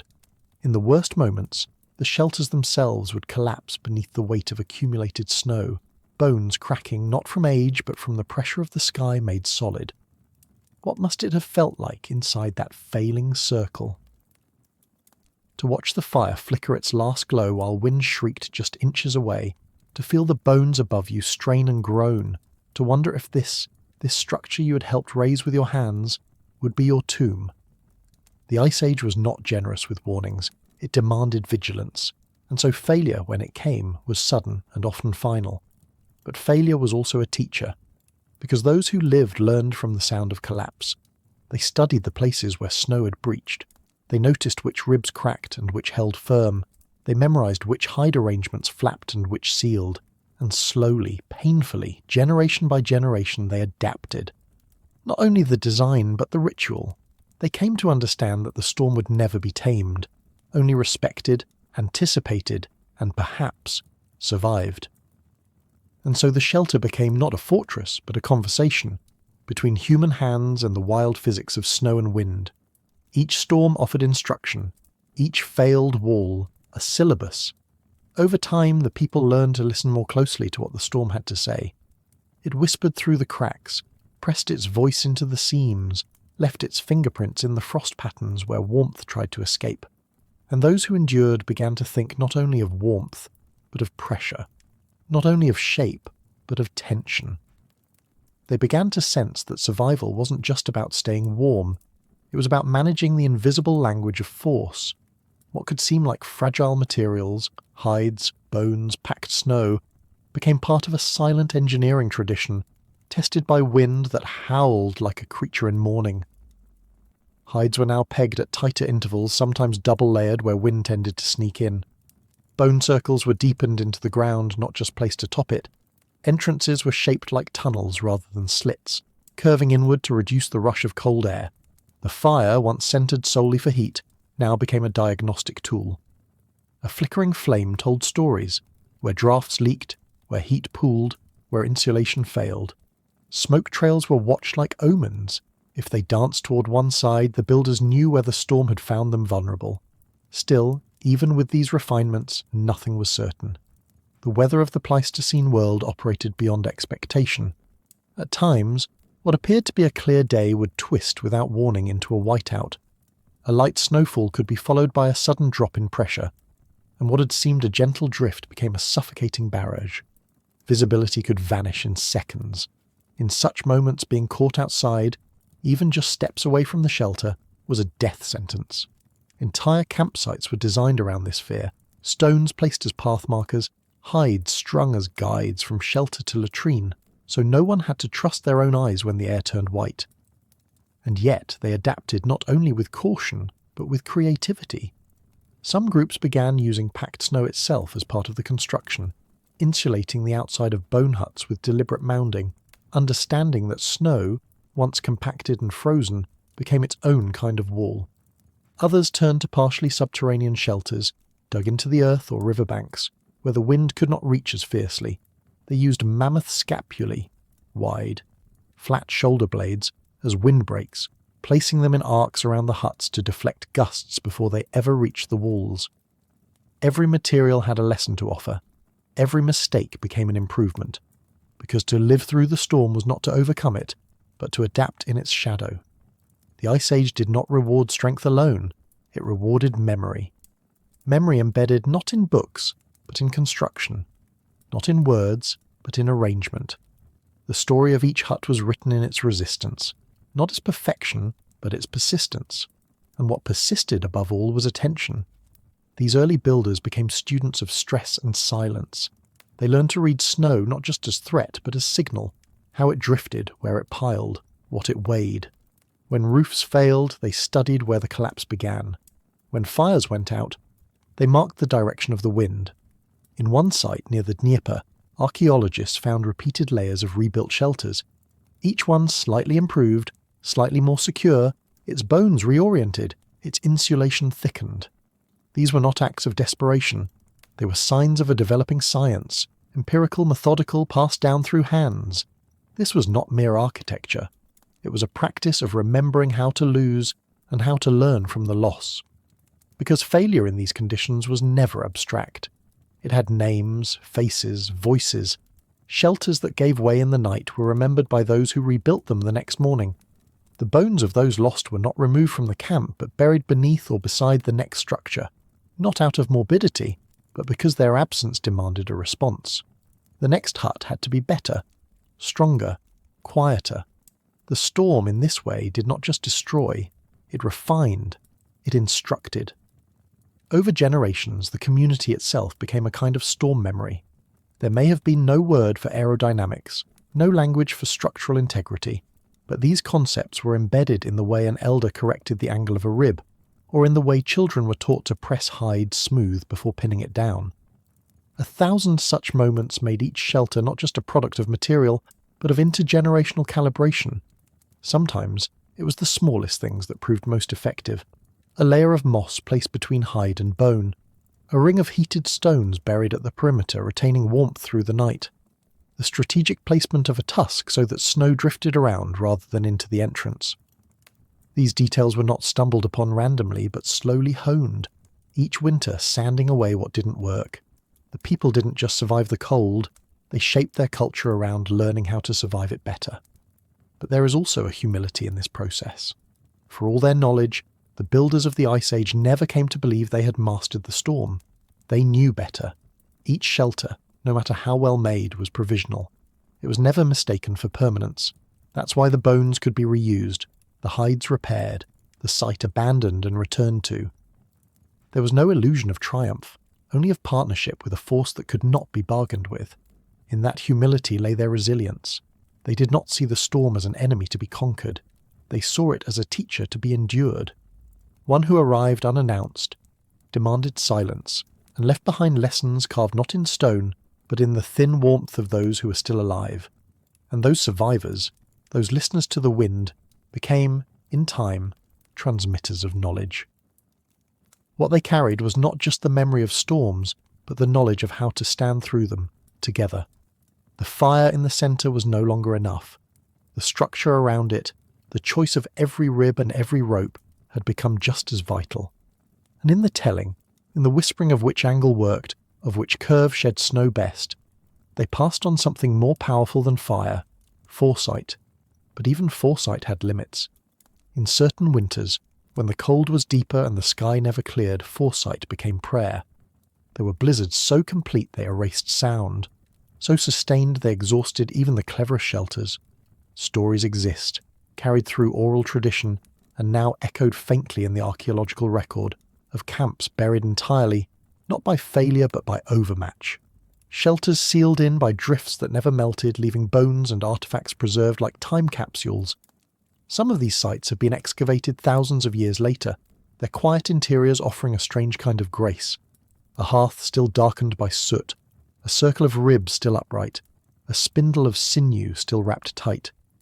These were not ruins of failure, but echoes of bravery, a final architecture that held even as everything outside it dissolved. What this teaches us, what the Ice Age teaches us, is that adaptation is not a final state. It is an ongoing ritual. Even the best idea is only the best until the next storm proves otherwise. So adaptation becomes a rhythm, a cycle of build, break, learn, build again. Those who could not tolerate this rhythm did not persist. Those who saw failure as a rebuke faded from the lineage. But those who understood that the wind was only ever asking one thing, "Will you try again?" were the ones who moved forward. This is how blizzards became collaborators. Not through kindness, but through consistency. They could be counted on to arrive. They would always test the same seams, always pull at the same corners, and in that predictability the people found patterns. They found edges that could be softened, vulnerabilities that could be prepared for, not solved but anticipated, like knowing a story's ending and still choosing to listen.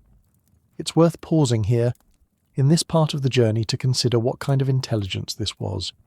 It wasn't the intelligence of invention, it was the intelligence of endurance, a slow, quiet, deeply attentive intelligence, one that worked through observation, through iteration, through shared labour.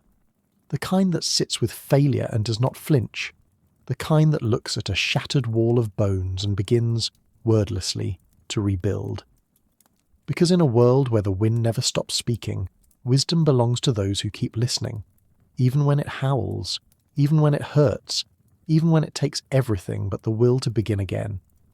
And so the blizzard became not just a force to endure, but a teacher whose lessons shaped the very architecture of humanity. Each storm carved knowledge into bone and hide, into the posture of those who bent low to secure a tusk, into the hands of children who watched their elders sew seams tight against the wind. The ordeal was constant, but so too was the learning. From the physics of airflow to the texture of frozen earth, the storm's curriculum was vast and unrelenting, and the only tuition was experience, sometimes at a terrible price. The physics of Ice Age storms, reconstructed now by climatologists and archaeologists, confirm what these people must have sensed in their bodies. Sudden pressure shifts could drive katabatic winds, cold air cascading from the high ice sheets at ferocious speeds, funneling down into river valleys where settlements were built, temperature gradients of 40 degrees in a day. Snowfall measured not in inches but in feet. Drifts so dense they behaved like sculpted ice rather than powder. No material then available could stand against that without flaw. Yet each winter, the builders tried anyway. Each season, they refined. They learned to test hides with their hands, stretching and pulling to feel weak spots. They banked snow deliberately along the windward sides of their shelters to build counterpressure. They dug pits at doorways to catch blown-in snow before it reached the living space.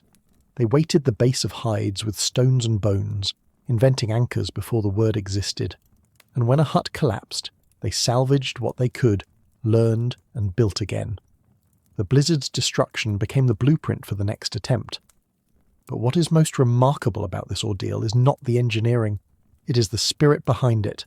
The willingness to adapt was not only practical, it was communal.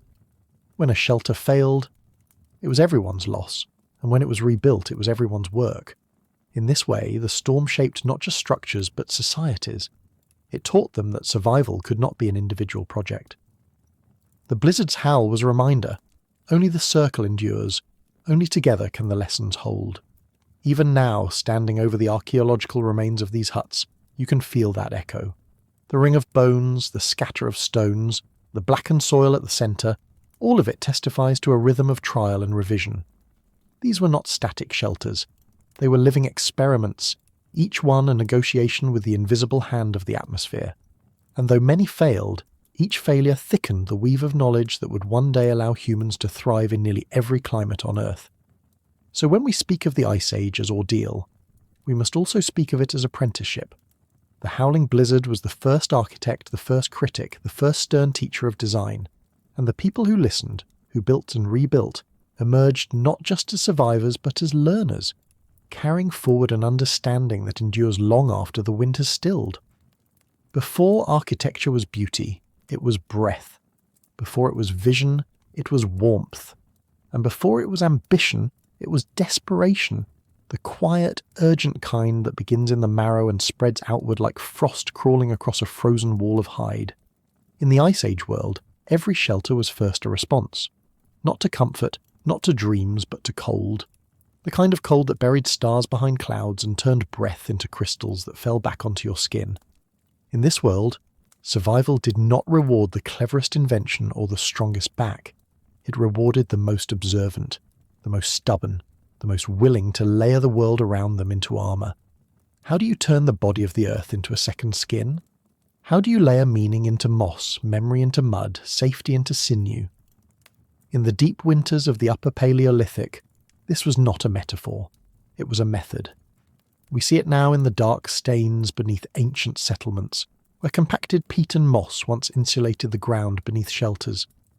We see it in the faint outlines of hide panels pressed by centuries into subsoil, and we see it in the gaps, or lack thereof, between overlapping ribs and tusks, where clever hands filled the voids with packed loam, woven reeds, even snow itself hardened into wall.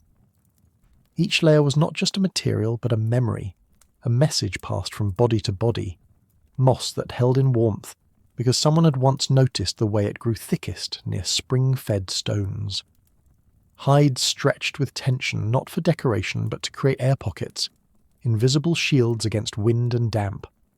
Earth piled at the base of walls, not to stabilize, but to thicken the distance between inside and out, to blur the line where the blizzard could end. These were not artistic choices. They were revisions in an ongoing manuscript written with bones and breath and bitter weather. But even this manuscript had structure. The shelters were no longer accidents of necessity. They were becoming patterns, recurring blueprints not drawn but remembered. What began as emergency improvisation was hardening into form, into something that could be taught, copied, rebuilt. The layering of hides was no longer random. It followed logic. The thickest at the base, the more supple atop to flex with wind. Moss beneath, dry leaves above to wick moisture. Earth last, a final sealant. The skin of the planet itself used to hold warmth in a fragile womb of life. These methods were not shared through diagrams or blueprints. They were shared through hands, through watching, through doing. A child watching her mother press clumps of moss into a seam would, years later, repeat the gesture in a storm of her own. A man recalling where the shelter's warmest corner had been would rebuild the wall just a few inches thicker. Each improvement, however small, was a memory preserved not in stone, but in shelter. And when memory lives in walls, what kind of legacy begins to form? It is not the kind carved into monuments or etched in symbols.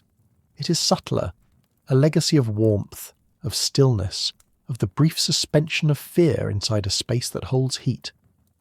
These early architects, if we can call them that, were not designing to impress. They were designing to survive.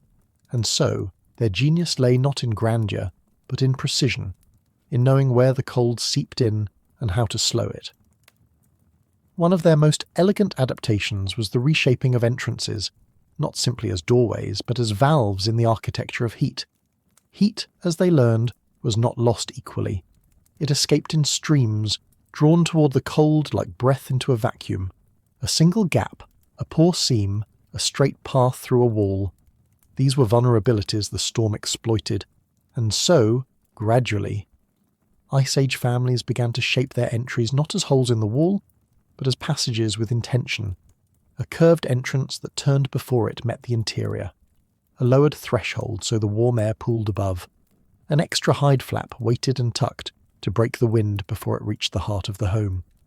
These were not accidents. They were observations refined into form. The interior of a mammoth-bone hut might be no larger than a modern bedroom, but its thermal logic was astonishing. The warmest spot was often furthest from the fire, not because the flame failed, but because the shelter succeeded. Warmth collected in corners, in hollows beneath bedding, in air trapped between hanging hides. Entrances designed like animal burrows preserved this equilibrium. The cold could enter, but it could not pass without being tamed. We know this now because we can model it. In wind tunnels and thermal simulations, researchers have recreated these ancient shelters and tested their efficiency. They have found that the curved entryways could reduce heat loss by over 60%, that the layered hides, properly overlapped, created a breathable membrane, keeping warmth in, letting moisture out, that the slope of the ceiling encouraged convection, cycling air without opening the space to drafts. In short, these were not crude shelters. They were the early experiments of minds tuned to consequence. But what stands out more than the science is the spirit behind it. The willingness to build not just once, but again and better each time, to see the draft at your feet and imagine a wall reshaped, to feel the warmth drift upward and imagine a ceiling lowered. These were the architects of necessity, and their drawings were made in memory, in muscle, in the daily rehearsal of shelter. Because each mistake meant someone had shivered. Each improvement meant someone had slept through the night. These choices were not technical, they were ethical. They were the architecture of care, of community, of the refusal to let cold have the last word. And in time, these acts of care became codified, not in written language, but in repetition. What one generation learned by enduring, the next inherited by watching. The knowledge of how to survive a blizzard was passed not as lecture, but as rhythm. A boy learning to lash sinew around bone would do so with his grandfather's hands guiding his own. A girl observing the packing of moss into seams would mimic the movements by instinct, not by instruction. These gestures became grammar, the huts became sentences, and together they formed a language of survival that stretched across generations without ever being spoken aloud. In this way, shelter itself became memory, not static, but alive. Each new structure bore the fingerprints of its builders, but it also carried the wisdom of the dead. The wind might change, the snow might deepen, but the core ideas endured. Block the draft, seal the seam, trap the heat. These were the lessons that came not from intellect alone, but from intimacy with the land and the weather and one another. We see the evidence of this slow mastery in the archaeological record, not just in the bones and hides that remain, but in their arrangement. Across the steppes of Eastern Europe, particularly near the Dnieper and Don rivers, we find mammoth bone huts that are not singular but clustered, circular in plan, with similar orientations and repeated structural decisions. This suggests not isolated invention, but shared knowledge. Not one clever individual, but many families learning together. The shelters form a community, and the community becomes the real structure. And this is where the architecture of necessity expands beyond physics. Because to build these shelters, to gather the bones, stretch the hides, pack the seams, required many hands. The cold was a communal enemy, and survival a collective task. There is no such thing as a solitary hut in the deepest winter. Even if a family built alone, they survived together. They exchanged ideas the way they exchange warmth, through proximity, through participation, through presence. The result was a kind of architecture that defies modern categories. It was neither private nor public, neither permanent nor temporary. It was something else, responsive, living, iterative. A form of building not driven by ego or artistry, but by listening. Listening to the wind, listening to the soil, listening to the stories told over smoke about the shelter that once held, or the one that failed, and then choosing to do it better. In this way, architecture became tradition, not static but self-correcting. The hut you built as a child would one day be rebuilt by your daughter. The curve of the entrance, the way the moss was layered, the way the fire's smoke was guided upward, all of it would outlive you, carried forward not in monuments, but in memory shaped into shelter. And what more intimate monument could there be? These were homes born not from blueprints but from experience.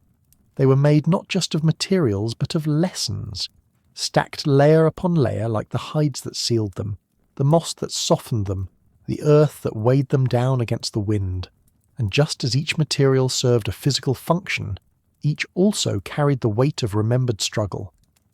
A shelter was not only built, it was inherited, revised, and reimagined across time.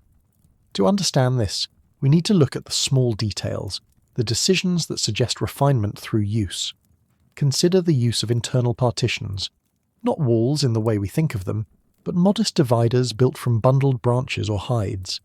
These were not only for privacy or organisation, they redirected airflow, slowed the escape of warmth, and created thermal zones within the space.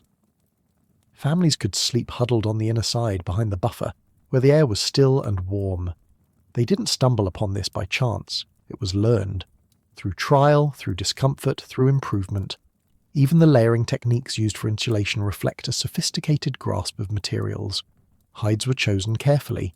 The inner layers, softer, pliable, better at trapping air.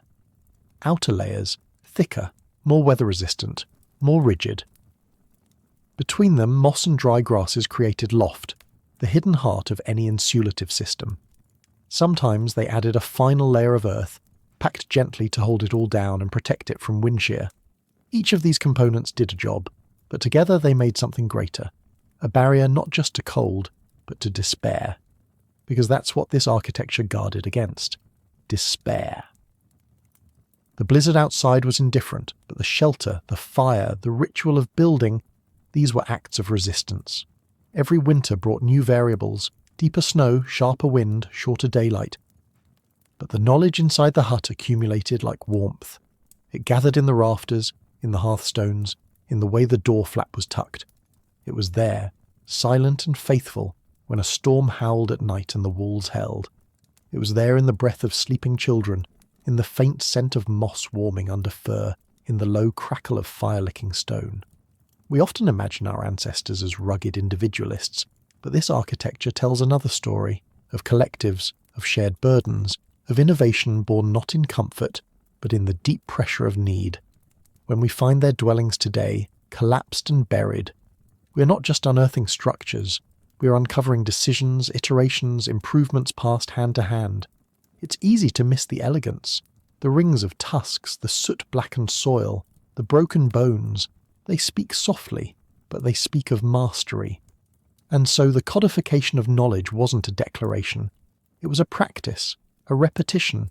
Each shelter whispered to the next, and in doing so they built not just warmth, but wisdom. And this whispering continued not only in the act of building, but in the quiet rituals that surrounded it. The way stones were arranged around a hearth, the way entrances faced away from prevailing winds, the way the floor was lined with reeds, not just for comfort, but for drainage, for hygiene, for the long-term habitability of a structure that in some cases stood for years. These were not just solutions, they were traditions. And tradition, in the Ice Age, was a kind of technology, a cultural insulation that buffered families from the chaos of climate. When we stand today among the remains of these homes, it's easy to overlook this. The bones have fallen inward, the hides long gone, the moss returned to the soil, but the pattern is still there. The circle remains. The imprint of decisions lingers in the arrangement of ribs, the depth of post holes, the darkened soil of hearths that once burned through winter after winter. These are the shadows of architecture, and yet they reveal so much. What they reveal most clearly is that knowledge itself became part of the shelter, passed not in words but in acts, in watching someone lay down the first branch, in joining in the layering of hide and earth, in the muscle memory of stretching sinew taught between tusks. This knowledge was stored in people, not paper. It moved through generations like smoke curling upward, unseen but essential. And because it lived in practice, it adapted. Every winter, new lessons. Every failure, a refinement. Every success, a story. And these stories mattered. Around the hearth, children heard not only myths and memories, but accounts of past shelters, of the year the fire wouldn't stay lit, of the wall that caved during a thaw, of the time Uncle Coo carved a vent hole too wide and they all nearly froze. These stories, humorous or haunting, were instruction disguised as narrative. They wrapped engineering in empathy. In this way, the shelter was more than a structure. It was a school, a repository of history, a place where necessity slowly, invisibly, became intelligence. So when we call these Ice Age families architects of necessity, we are not diminishing their creativity. We are naming the condition in which that creativity became indispensable. They did not build for beauty, though beauty sometimes happened. They did not innovate for prestige, though some innovations endured for millennia. They built because they had to, and in doing so, carefully, collaboratively, again and again, they turned necessity into a form of genius. And so here, beneath the snow and bones and time, we begin to understand something quiet and profound, that the history of architecture is not the history of stone, or cities, or grand design. It is the history of insulation, of entranceways, of warmth shared in the dark. It is, at its core, the story of people who refused to freeze and taught others how not to. What happens when survival gives way to stillness? When the threat is held at bay, the fire is steady, and the snow falls gently outside a wall that will not collapse. In these moments, something quietly extraordinary unfolds. The shelter no longer merely protects life. It begins to nurture it, and at the centre of this transformation, glowing softly in the dark, is the hearth. It is here, beside the fire, that Ice Age families laid down the burdens of constant motion. Here that they cooked and carved, rested and remembered. Across tens of thousands of years, archaeologists have found the blackened soil of ancient hearths, circles of scorched earth tucked into the floors of mammoth-bone huts or cave alcoves, their soot still staining the rock. Around these blackened centres they found more. Bones cracked for marrow, shells burned open, ash mingled with splinters of flint. Traces of meals, of preparation, of people not merely surviving, but sharing. What does it mean to share a meal in a world so precarious? The answer may lie in the care with which these hearths were maintained. The stones placed to contain them were not tossed, but arranged. The spaces around them were cleared, swept, insulated with hides or layered grasses. This was not haphazard. This was tradition, and tradition, even at its most improvised, is a signal. Here is meaning. Here is memory. Here is a place not only of necessity, but of culture. But fire alone does not create culture. It is what gathers around it that matters.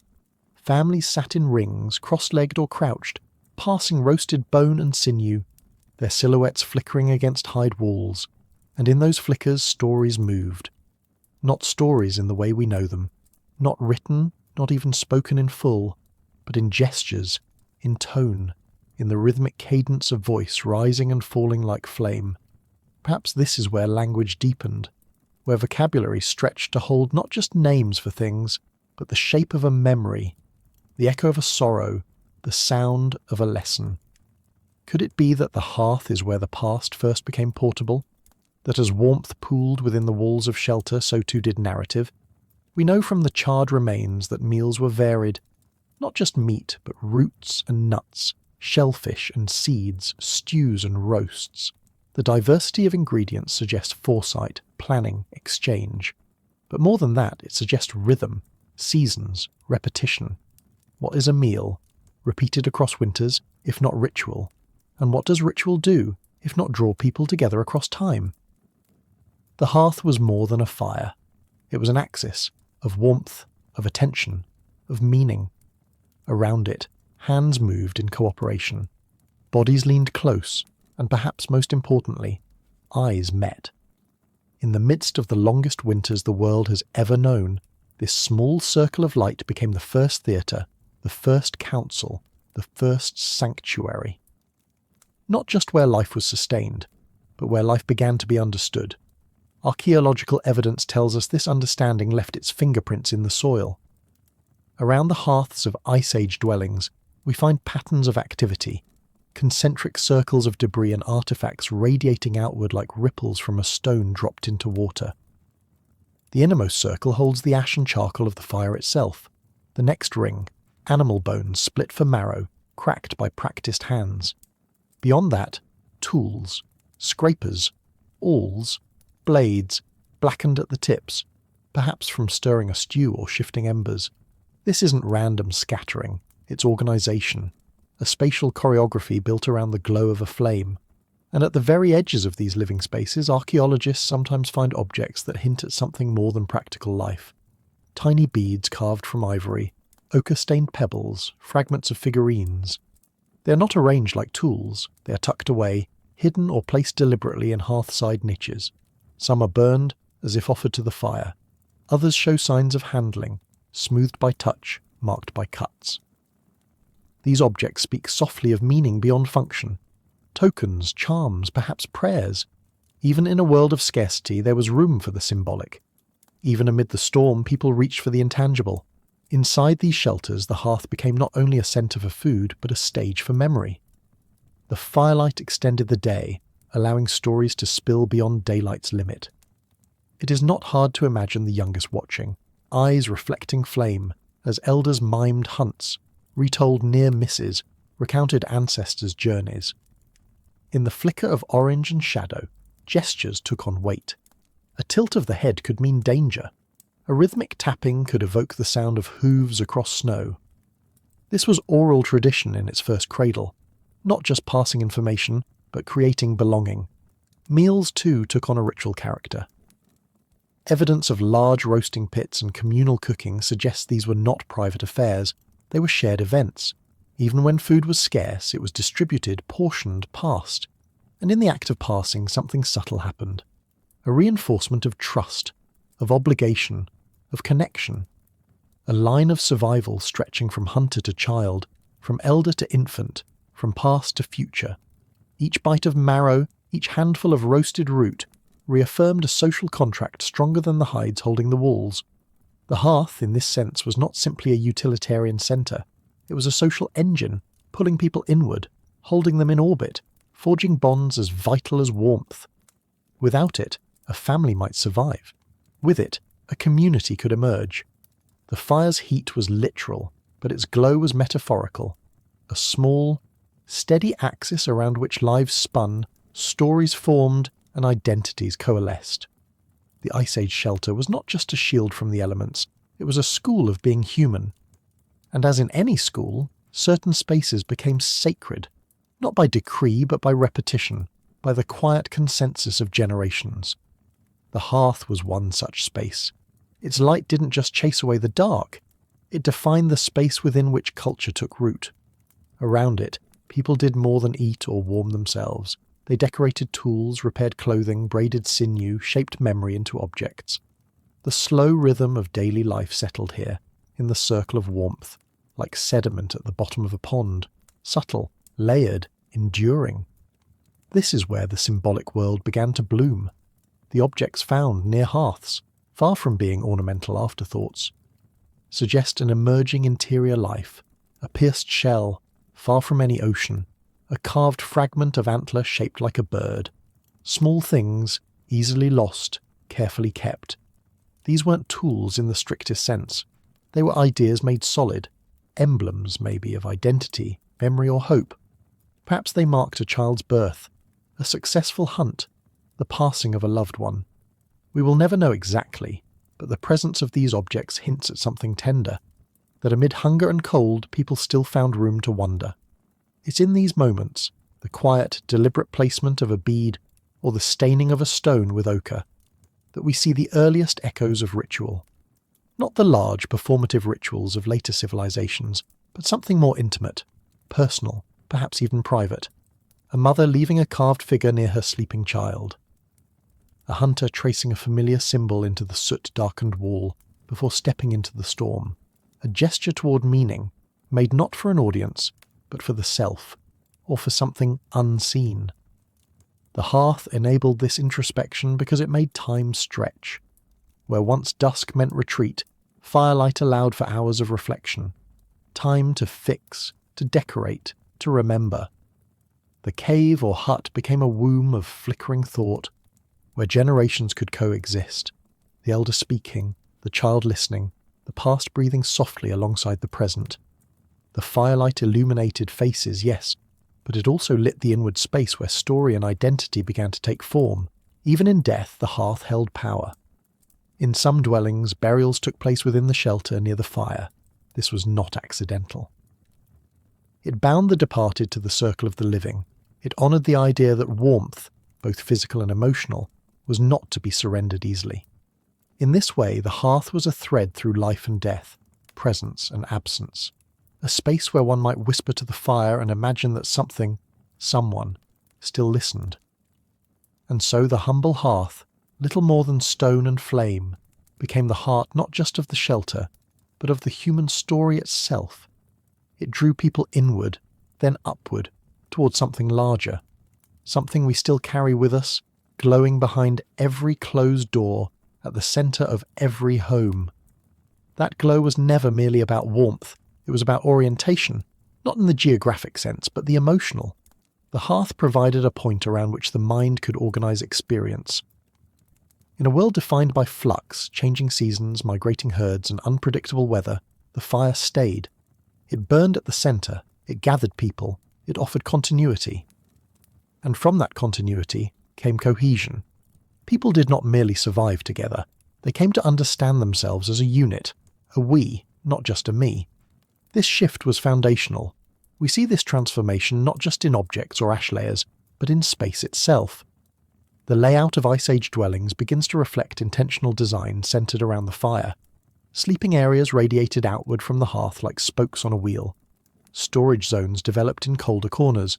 Tools were cached in predictable patterns, reachable by hand from seated positions. The structure itself, whether built from mammoth ribs, wood, or dug into the earth, was an extension of the fire's geometry. Life was quite literally organised around flame. This centering of the hearth made it something more than functional. It made it sacred. The word sacred does not require gods or temples. It requires only the repeated act of placing value, emotional, social, spiritual, on a space. And that's exactly what the hearth received. It became the locus of memory, the setting for disputes and reconciliations, the place where stories were not only told but created. It witnessed the first laughter, the first lullabies, the silent weeping for those lost to cold or hunger.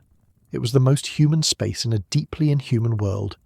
And as the hearth became the stage for human experience, it also shaped our biology.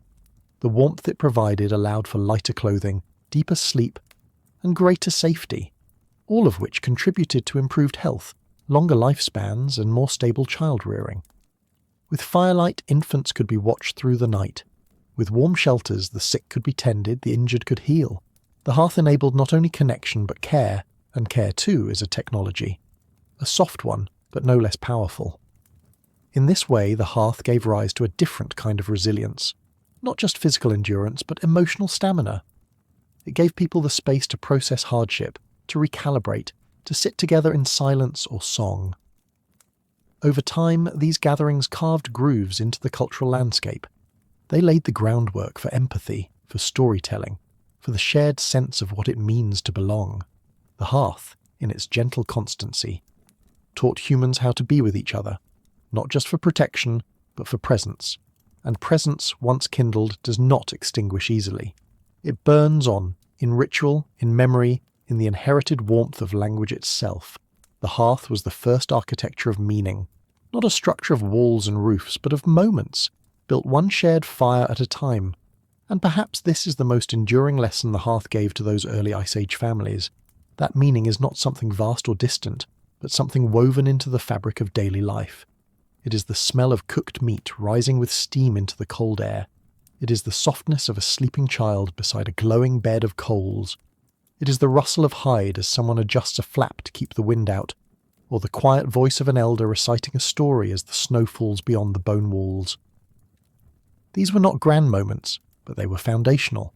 Repeated across centuries, across regions, across countless nameless people, they formed the early architecture of intimacy. Archaeologists have found evidence of this intimacy not only in the objects left behind, but in the placement of bodies. In some shelters, skeletons lie curled beside what was once a hearth. In others, animal skulls have been placed near the fire, perhaps not for fuel, but for memory. A talisman, a companion, a marker. These gestures are small, but they speak loudly. They speak of grief, Yes, but also of belonging. They speak of people who did not only fear the dark, but who filled it with meaning. The hearth was a container for that meaning. It was where knowledge was passed, about hunting roots, edible plants, tool-making techniques, or changing weather. But also where less tangible knowledge was born, emotional fluency, symbolic thought, humour, even silence shared and understood. It was a space where children learned not just how to survive, but how to interpret a face, a gesture, a story, a dream. In many ways, the hearth taught people how to be not only human, but humane. In the grand arc of history, the Ice Age hearths might seem modest. There are no towering walls or monolithic sculptures here, just circles of ash, scatterings of bone, burnt stones blackened with smoke, and yet within those humble rings lie the roots of everything that would come after.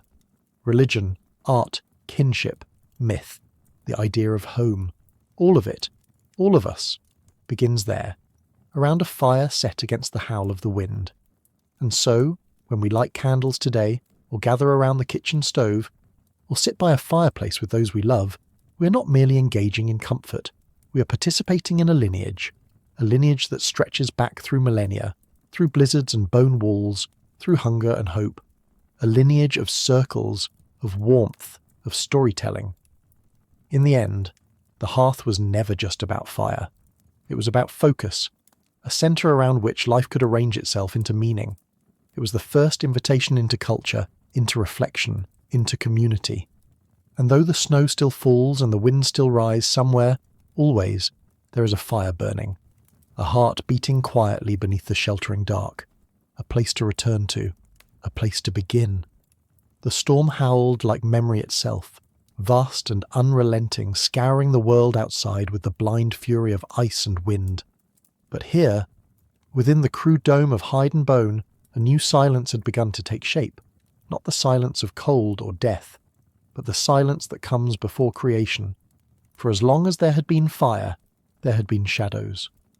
And now, as the blizzards outside carved white scars across the earth, the walls inside became the canvas of something unexpected, the human imagination. Why did they begin to paint? Somewhere deep in a cave, protected by stone and time, a hand dipped in ochre pressed itself against the wall. It left not a decoration, but a declaration. I am here. I was here. I survived. These early images, of bison in motion, of mammoths hunted, of antlered spirits caught between man and beast, were not born in the open. They did not flutter in wind nor face the sun. They were hidden, encased in dark, protected spaces, spaces that echoed not only with shelter, but with something sacred. The shelters that guarded bodies from cold now also held a different kind of fire, the fire of symbol, the heat of story. Did the blizzard teach them to imagine? Inside those shelters, within the bones of mammoth and the stretch of stitched hides, the mind had room to wander. No longer forced to move with every shift in the wind, the body became still, and in that stillness something stirred, a new kind of seeing, a new kind of memory. When survival is no longer the only measure of life, what fills the empty hours? What grows in the spaces between hunger and sleep? Perhaps the answer is story, perhaps the answer is symbol, perhaps the cold outside was so complete, so unforgiving, that the only way to push back was not with muscle or tool, but with meaning. And so the walls, once mere barriers against wind, became stages. The shadows cast by flickering firelight danced upon them, merging with pigments, carving beasts from smoke and thought. Archaeologists uncover these places today with reverence, as though entering shrines.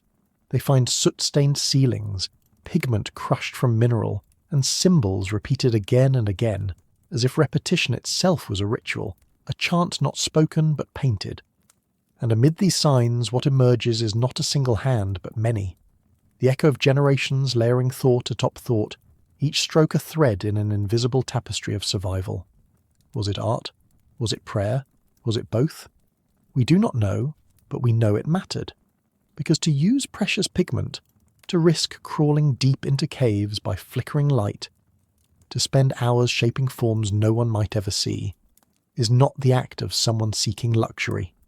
It is the act of someone seeking understanding, of someone who stood in the warmth of shelter, while death circled just beyond the wall and chose not only to live, but to remember. And in that remembering, imagination found a boundary to lean against. The blizzard outside was not just weather, it was chaos itself, shifting, howling, unpredictable, larger than any one life. But inside the shelter the walls stood firm, the fire burned steady. Here, within the ring of ribs or the hollow of a cave, chaos met its first true boundary. Order could begin, and in that small but powerful gap humans began to create. The relationship between safety and imagination is as old as this moment. When danger recedes just far enough to allow breath, the mind begins to wander. Freed from the relentless urgency of flight or hunger, it starts to play, to shape visions, to recall hunts in arcs of pigment, to dream of animals unseen but imagined. Shelter became more than a container for bodies. It became an incubator for thought. The same walls that trapped heat also trapped stories, memories, and possibilities. They kept them from scattering like snow in the wind. Archaeologists have long noted how early art appears most frequently in hidden or enclosed spaces. The back chambers of caves, the interior walls of shelters, the places furthest from the elements. The lines and symbols drawn there are not random. They cluster where the firelight can dance, where shadows elongate and move. In these darkened interiors, flame becomes both illumination and brush. Its shifting light animates the static pigment, turning painted bison into moving herds, transforming handprints into gestures reaching out from the past. The artists may not have had a word for it, but they understood its power. They understood that the space between flicker and form could hold magic. And so, a new kind of ritual was born. Not just the ritual of building, but the ritual of imagining. A family huddled near the hearth might watch as an elder. Fingers stained red or black traced a shape onto hide or wall. Perhaps it was a record of a successful hunt, or a story of a spirit encountered in a dream. Perhaps it was simply a way of passing time, a rhythm for the hand to match the rhythm of the fire's crackle. Whatever its origin, the act of making symbol out of chaos became its own defiance. A way of saying this is our world too, not just outside, but inside. Not just storm, but story.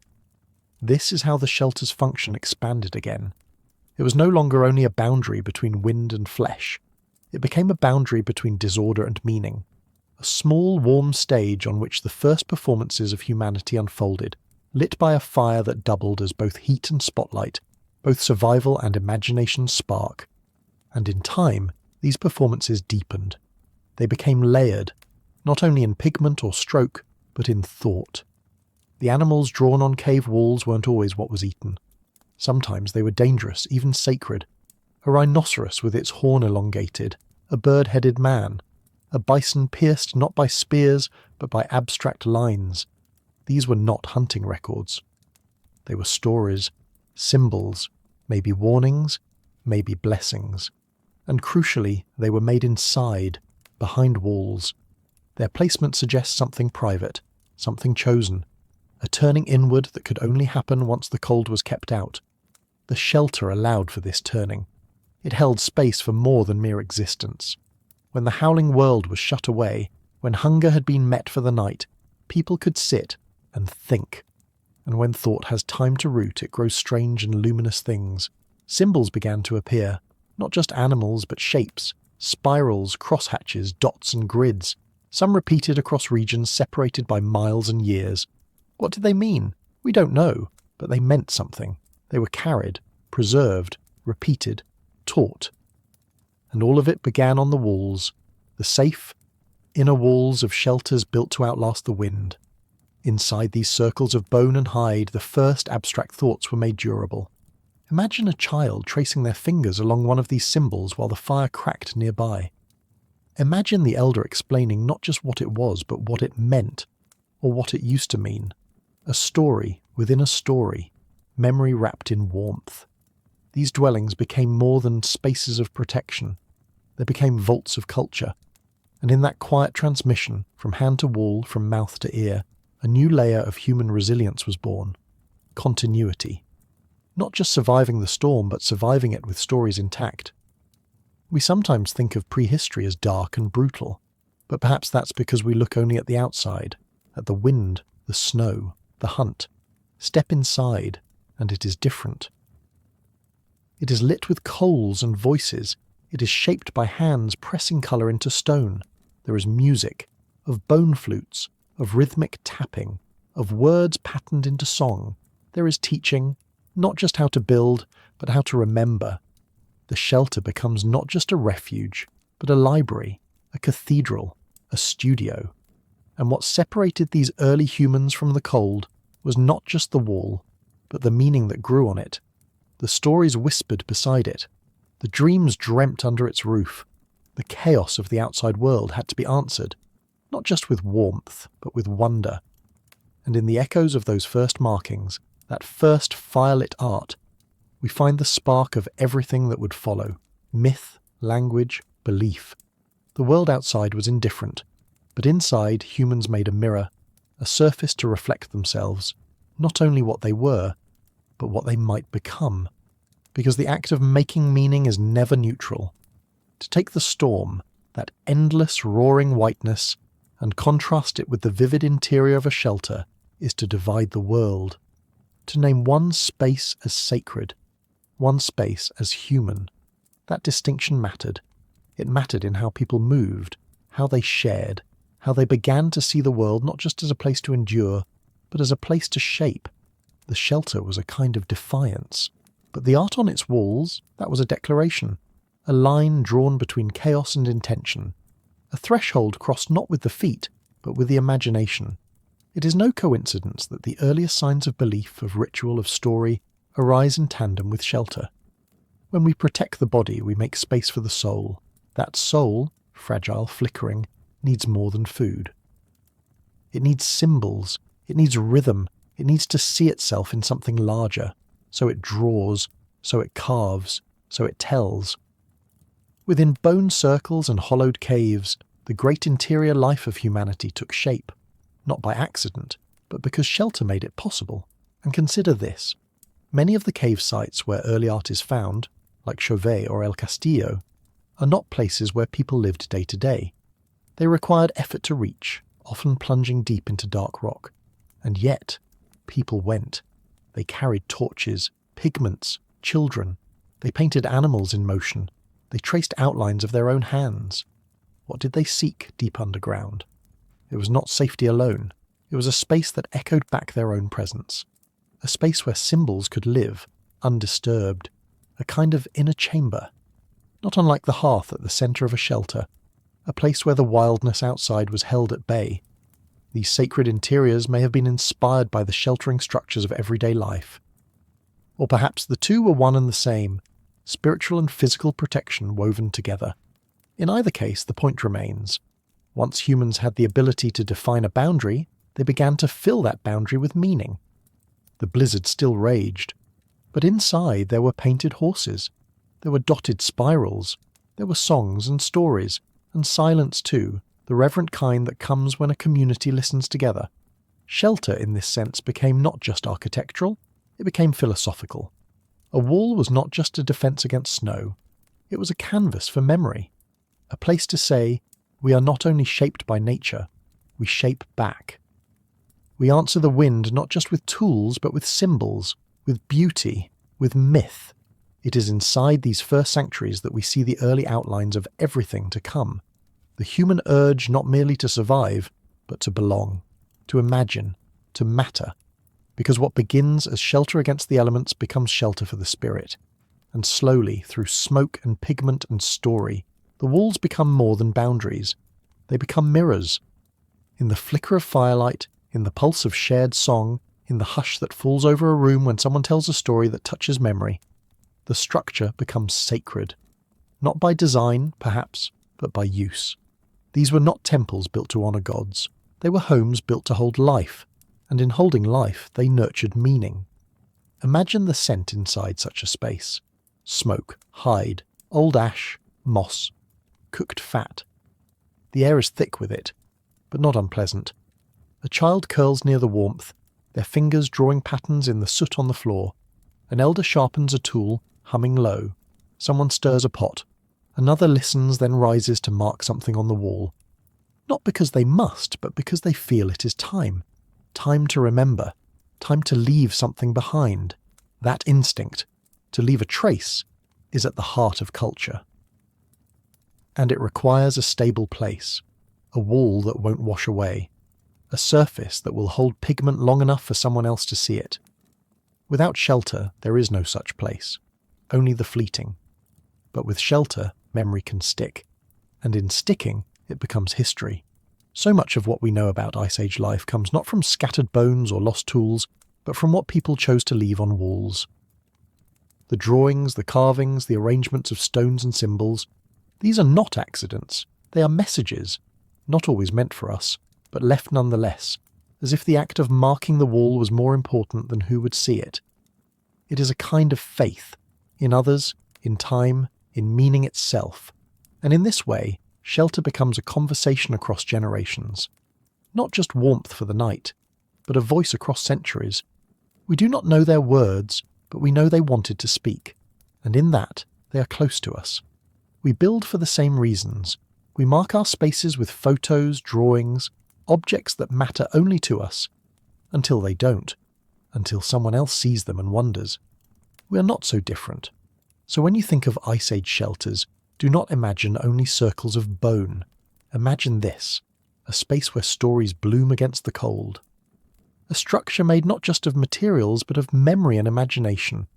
A refuge that held not just the body, but the growing mind of humanity, and gave it something firm to lean against.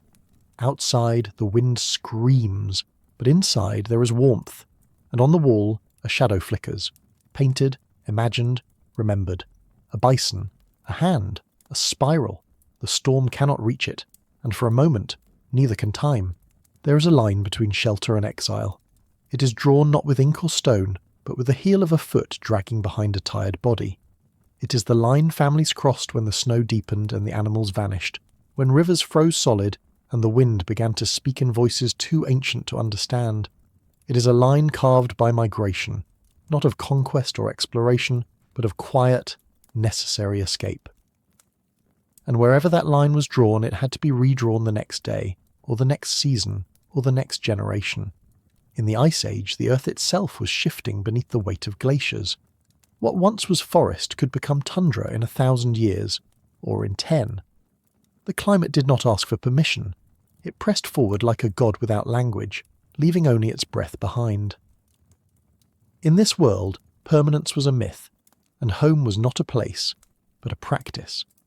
How do you carry warmth across a continent? How do you make the idea of shelter portable? Hunter-gatherer groups facing the full hostility of the last glacial maximum did not have cities or stone walls. They had memory, they had hands, they had the knowledge of what wood bent best, what hide could stretch and not tear, how to angle a roof so the snow slid away instead of crushing inward. They built again and again, not because they were restless, but because the land refused to sit still. Across what is now Eastern Europe, Siberia, and the vast treeless steppes of the north, families moved like rivers. They followed reindeer herds, mammoths, and migrating birds, not as predators chasing prey, but as participants in a delicate choreography. To stay too long in one place was to starve, but to move without knowledge was to die in the open. Between these twin threats, a new kind of intelligence emerged, not the brilliance of invention, but the wisdom of preservation. Portable shelters became the fragile answer to a brutal question. What can be carried on your back that still holds back the storm? Archaeological clues whisper their existence. Curved stakes of wood, fragments of sinew ties, burned impressions in old campsites that suggest conical or domed frames. Most were likely made from mammoth tusks and birch poles lashed together with rawhide, then wrapped in hides sewn with bone needles. These homes were not meant to last a century. They were meant to last a journey, and then another. Each one a breath exhaled into the void, temporary and tender, and yet in their impermanence they carried something permanent. They carried the idea that shelter was not a place. It was a promise to keep going, a promise to make a space, however small, where breath could be warm and sleep could be safe. The knowledge of how to build them moved not in books or blueprints, but in calloused fingers and careful observation. How do you teach a child to survive the wind? You show them how to bend a branch until it curves without snapping. You show them how to tie it tight and trust it. This was the first curriculum of migration, not written on hides, but inscribed in motion, in the daily rehearsal of resilience. Each move across the frozen plains was a test. How far could knowledge travel before it frayed? How much could be remembered without being written down? And what was lost if even one elder's hand stilled before passing it on? In this fragile frontier, the skill of building shelter became as critical as knowing the paths of herds or the taste of safe water. Without it, mobility was suicide. With it, mobility became a kind of freedom. For the families who drifted along glacial edges, permanent mammoth-bone huts were impossible luxuries. They could not drag the weight of tusks across hundreds of miles.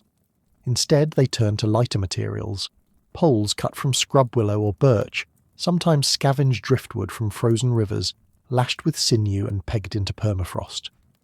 The hides that once formed the walls of a more permanent structure became, instead, skins to be rolled and carried. Stakes and cords became precious, reused again and again. A frame could be assembled in hours. A camp could be struck in less.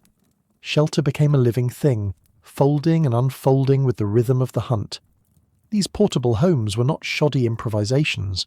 They were marvels of adaptation. A well-made conical or dome tent could trap heat as effectively as a bone hut if properly sealed. Hides were double-layered, seams stitched with tight overlapping stitches using bone needles. Entryways curved to cut the wind. Fires were dug into shallow pits to keep flames low and steady. Stones were arranged in rings around the base to anchor the walls, preventing the relentless gusts from lifting them into the night sky. Some groups even carried insulated ground mats of moss or woven reeds to line the floors, creating a dry and slightly warmer interior no matter how frozen the tundra. Yet even the best portable shelters were vulnerable. A single tear in a hide, a broken pole, an anchor stone misplaced, and the wind could undo hours of labour in minutes. Families learned to test their homes before nightfall, to pull at seams, tighten ropes, weigh down edges. They learned to patch on the move, to repair under pressure, to improvise with whatever the land offered. The fragile frontier allowed no complacency. Shelter was always provisional, always at risk. But this too was a lesson. Impermanence as a kind of strength. If you cannot make your home immovable, make it adaptable. If you cannot build for eternity, build for the night, and be ready to build again. In this way, knowledge of shelter became a kind of inheritance more portable than any structure. It was carried in stories told around small fires, in demonstrations repeated for children, in the unspoken understanding that the line between warmth and cold was always one camp away from vanishing. Mobility demanded not only skill, but memory.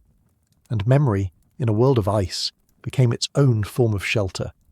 Because when materials failed, when the poles snapped in the wind or a hide was left behind during a sudden departure, it was memory that bridged the gap, the memory of shape, of proportion, of how long a skin must soak before it can be stretched taut, and which knots hold in freezing rain. It was memory, too, that reminded them where others had camped before, the shallow depressions in the earth where fires once burned, the scattered stones that once anchored homes. These ghost structures offered not only a place to rest, but clues, how the wind moved here, where the snow drifted deepest, where the sun hit earliest in the morning. Each generation added to this archive not with ink, but through use. Shelters became more than tools. They became records of adaptation, of trial and correction. And every family carried within them a blueprint not of what had been built, but of what had worked. In this, mobility and knowledge were twins. To move well was to remember well. And to forget, even a small detail, could mean ruin. But still there was no giving in to permanence. That was the paradox of the Ice Age frontier. To survive, people needed to move constantly, but they also needed consistency. Not in place, but in method. The very flexibility of these portable homes required strict traditions. Certain shapes returned again and again, the dome, the cone, not because they were artistic preferences, but because they worked. They shed snow, they held heat, they could be built fast and taken down faster. Within that repetition, style began to form. The curve of a roof, the placement of a hearth, even the way hides were stitched. These may have carried regional identities, familial signatures. Across 100 miles, one might have noticed small variations, learned to see the builders in the frame they left behind. And yet, these variations were not indulgences. They were fine-tuned calibrations to place, to local wind patterns, prey migrations, tree species, snowpack. What seems simple to the modern eye, a round tent in the snow, was in truth the visible tip of an iceberg of accumulated expertise. The idea of home had shifted. It was no longer a single structure with fixed walls, but a process, a way of moving through the world with the capacity to pause and create warmth anywhere. Shelter had become internalized. The knowledge was so ingrained that building became second nature. Not a decision, but a reflex. This was perhaps the most enduring lesson of the fragile frontier. Survival did not rest in stone or timber, but in the mind. And in this way, the human body itself became a kind of house, carrying not only flesh and breath, but memory, method and meaning. A walking shelter, a thinking tent. Capable, wherever it went, of drawing warmth from nothing but what the landscape offered and what the ancestors had quietly passed on. In this landscape of shifting ice and whispering wind, permanence was not the goal, it was the illusion. What mattered was resilience in motion. The family groups of the Upper Paleolithic did not mourn the absence of fixed walls. Their lives were braided into the rhythms of snow and thaw, of departure and return. And within this transience, a different kind of permanence began to grow, one that did not rely on bricks or stone, but on the continuity of care.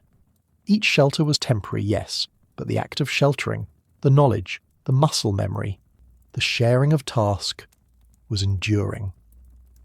The very act of pitching a tent became a ritual, not in the sense of ceremony, but in the patient repetition of familiar steps that reassured the body. We know how to do this. We have done it before. We can do it again. Children would watch their parents assemble poles in practiced rhythms, learning not just the function of each step, but its deeper meaning.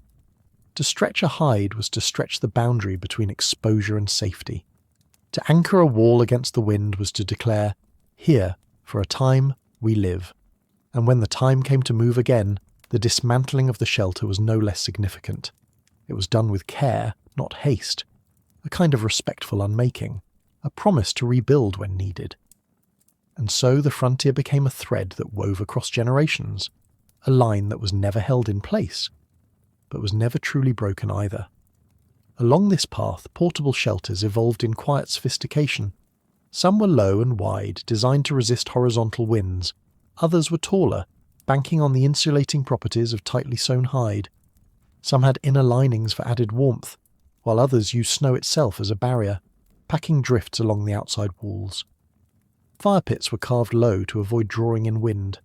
Entrances were narrowed, often partially covered, to trap heat and prevent snow intrusion. These were not random acts of assembly. They were the architectural fingerprints of lives deeply attuned to their environment. As humans moved farther into northern latitudes, across what is now Siberia, toward the edges of Beringia, and eventually across the land bridge into the Americas, their portable shelters moved with them, evolving subtly along the way. Knowledge travelled not by roads but by relationships. Marriage between groups meant an exchange of building techniques. Encounters between bands led to moments of mutual observation, silent admiration, and sometimes imitation. In this way, shelter became the language of the land, a shared grammar of survival passed not just within families, but across cultures. This quiet diffusion of architectural wisdom created a network far wider than any one clan. Across the icy continent, people were building in similar ways, not because they had agreed, but because they had listened to the wind, to the snow, and to each other. And in listening, they learned that shelter was more than material, it was message. A circle of poles and hides in the white vastness said, "We are still here." It declared belonging without borders, presence without possession. The frontier, though harsh and unknowable, was not merely something to be conquered, it was something to be negotiated with, gently. Each camp raised and taken down was a gesture of respect, a kind of conversation between humans and the elements. The storm might pass or it might linger, but either way, the shelter rose again. By the late Upper Paleolithic, these ephemeral structures had become so finely tuned to their environment that archaeologists today, centuries later, struggle to find them. Unlike stone houses or carved monuments, portable shelters vanish with intention. They leave behind only the faintest impressions: a ring of post holes, a scatter of charcoal, a concentration of bone fragments, a pattern in the soil. These clues whisper rather than shout. They speak of a people who lived lightly, who moved with their world rather than against it, who did not seek to mark time with monuments, but to live within it, flowing. And yet, the fragility of these shelters does not reflect weakness. It reflects intelligence. To live in flux, to thrive in flux, is to accept the truth of the Ice Age, that permanence is not safety and stillness is not peace.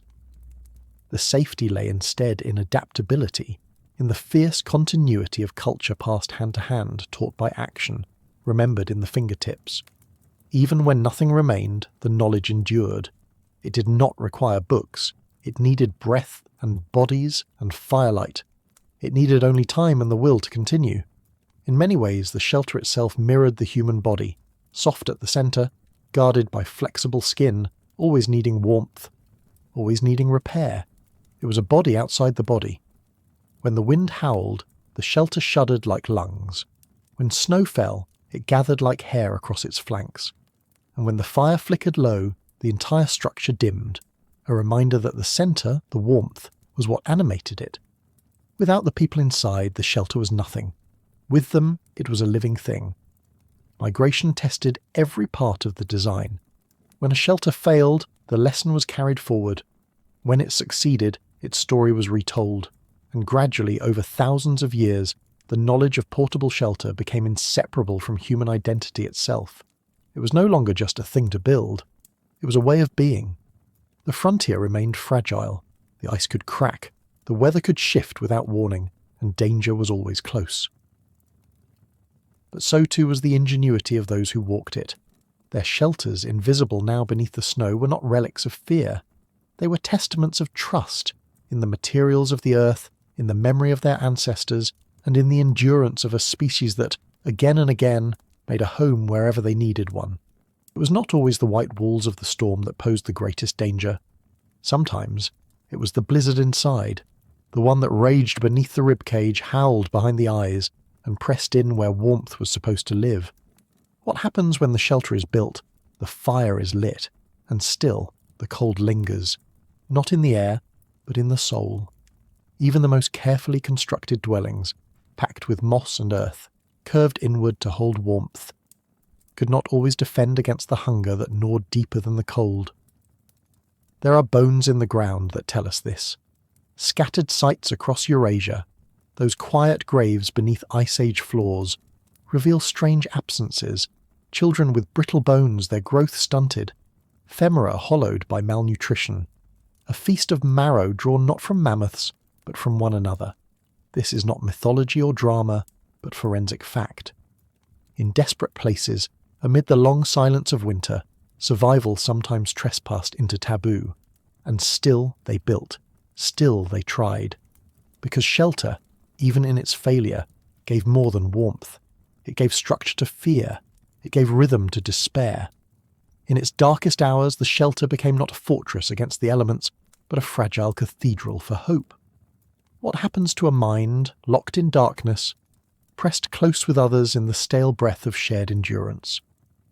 There is something haunting in the soot that lingers on Ice Age ceilings, not just from cooking fires, but from fingers tracing lines, counting days, scratching spirals into bone and ivory and stone.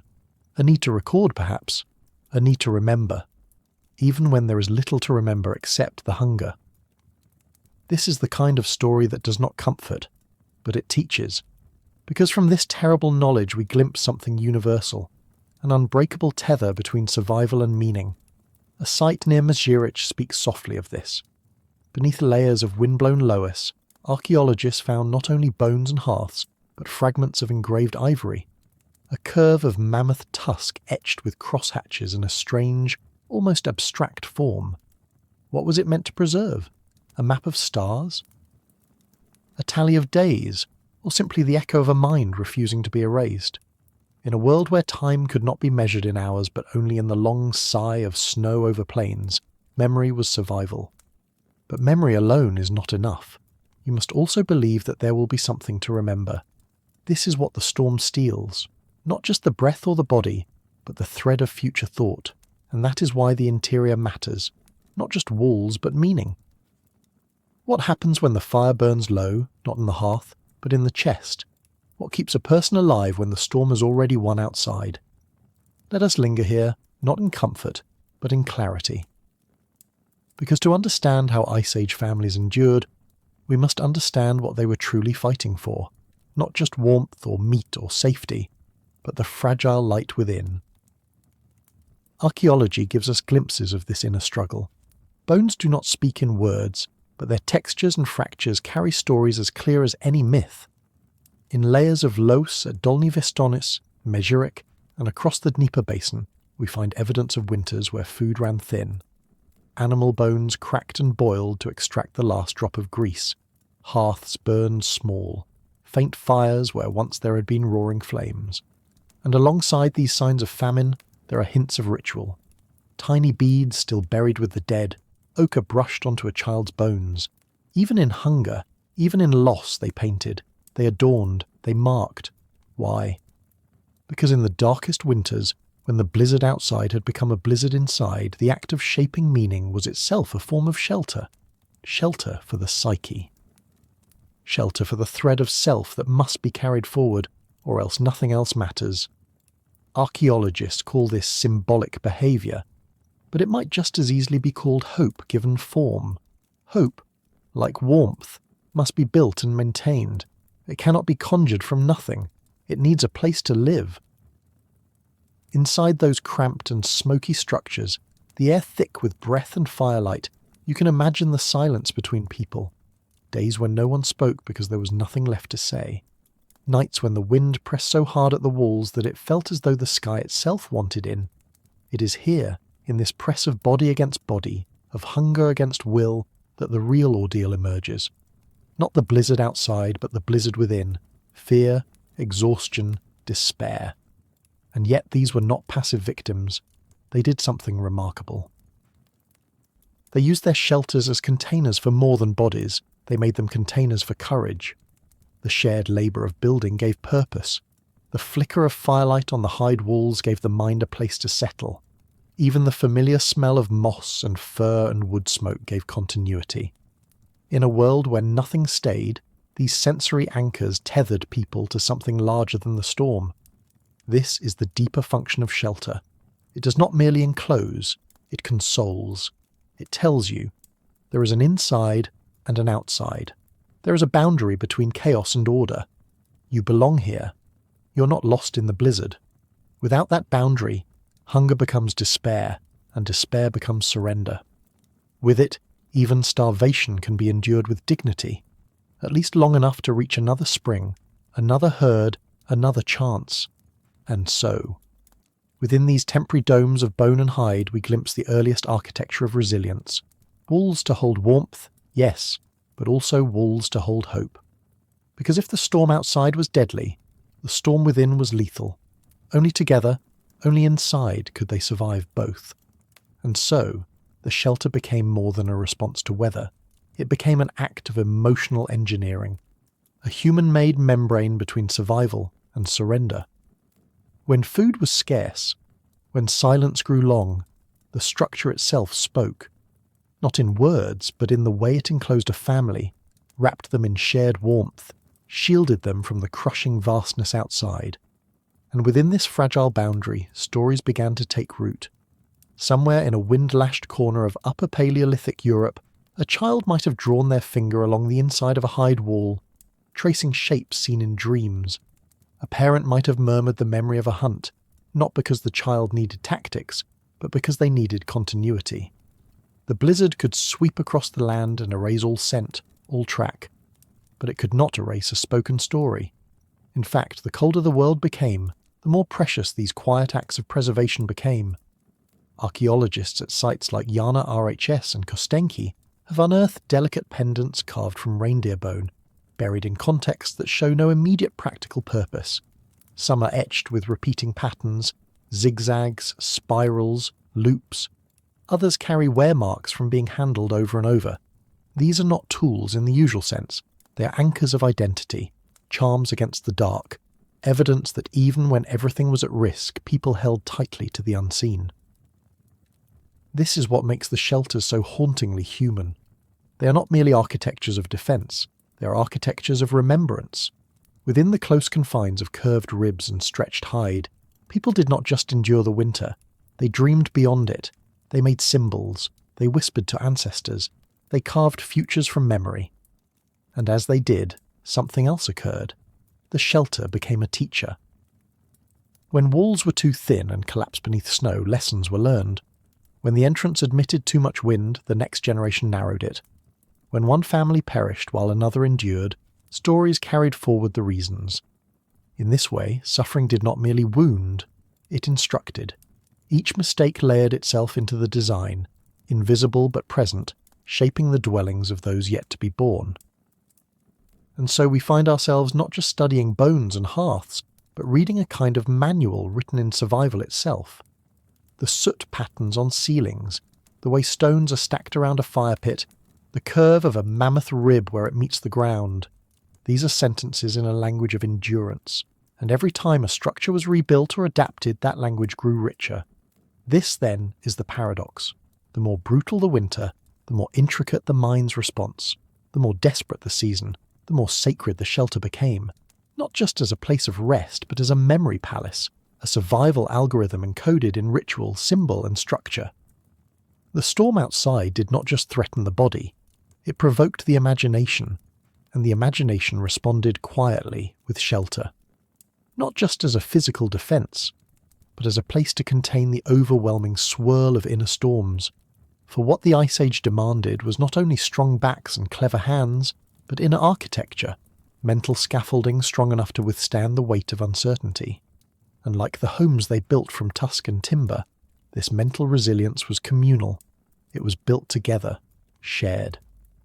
When we look at the shelters of the Upper Paleolithic, especially those of Mesurich or Gonzi, we do not see solitary survival. We see small groups huddled close in the darkness. We see shared walls and shared space, shared smoke curling through small openings in the roof. The proximity was not only pragmatic, it was psychological. Loneliness, like cold, could kill, so bodies stayed near. Voices whispered even when there was little to say. These were not just survival units. They were families, interdependent and emotionally tethered. We have no written record of what these people feared most, but we can guess. Not simply the blizzard, but what the blizzard brought: silence, hunger, and the erasure of everything familiar. In that sense, the storm became a metaphor that transcended weather. It was the embodiment of the unknown. It was death knocking at the door, not dramatically, but patiently, with cold fingers. And so, every time a shelter was repaired, every time a family stayed one more night alive, it was a quiet defiance. A reply: not yet. Anthropologists have noted that some of the earliest symbolic expressions, lines scratched into ochre, shapes pressed into clay, coincide with periods of climatic instability. When the environment turned most volatile, the human mind turned most symbolic. This suggests something profound, that creativity may have emerged not in ease but in adversity, that the urge to make meaning, to create art, ritual, and myth, was itself a coping mechanism, born in shelters pressed tight by snow. Inside those walls, firelight played on faces hollowed by hunger. Children clung to mothers. Tools were sharpened with hands stiff from cold. And still, someone might hum a melody. Still, someone might hang a bone pendant from the central post. Still, someone might tell a story that began long ago, when the world was even colder than this. These acts are not trivial. They are survival strategies as important as any spear point. Because when hope thins, it must be refed, like fire. The structure, the actual bones and hides and ash, might shield the body, but these intangible offerings kept the soul alive. And though we will never hear their voices, the things they left behind, the wear patterns on a tool, the careful alignment of stones, the smooth underside of a pendant rubbed by anxious fingers. These are echoes of inner lives that endured more than just the wind. The blizzard within, then, is not an Ice Age phenomenon, it is a human one. It howls across time, asking, when everything is stripped away, what remains? And the answer, again and again, is the same: shelter, fire, and one another. This triad held not just physical lives together, but entire cosmologies. In surviving the visible storm, our ancestors were also fortifying themselves against the invisible one. The storm of meaninglessness, of isolation, of existential cold. The huts they built in the wind were more than structures. They were containers for emotion, spaces that caught and reflected the flicker of the human spirit when it burned low. And in a very literal sense, these shelters became mnemonic chambers, places where memories were made, where grief could be carried without splintering the soul. The psychological burden of famine was not small. In some stratified layers of archaeological sites, like those found at Sunghir or Dolny Vestonitz, we see periods of sudden dietary shifts, the bones of animals not typically hunted, or sudden absences of fauna. These are not just changes in prey, they are signs of desperation.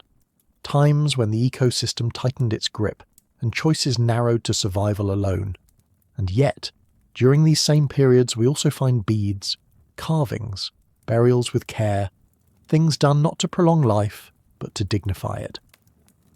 These choices point to a central truth, that shelter, at its highest expression, did not merely defend against death, it preserved the meaning of life. It held space for sorrow, for beauty, for the acknowledgement of fragility. Imagine, then, a scene repeated across millennia. A child waking in the night to the scream of wind outside the hut, frightened by its force. They turn to the dim glow of a fire. A parent stirs, pulls them closer. The warmth is thin, but it's enough. The walls creak, but they hold. And in that closeness, fear finds a limit. It does not vanish, but it is held, shared, shaped into something survivable. This capacity to make emotion inhabitable, to place it within walls and hold it with others, is the hidden architecture of shelter, not stone or tusk, but empathy, not hide, but ritual. These inner forms became as critical as outer ones. Because there is no survival without meaning, and no meaning without memory, and memory needs a place to live. That place, again and again, was the hut, the hearth, the huddled interior carved from ice and fear. So when we think of Ice Age shelter, we must not picture only clever arrangements of mammoth bones or the thermal efficiencies of sod and snow.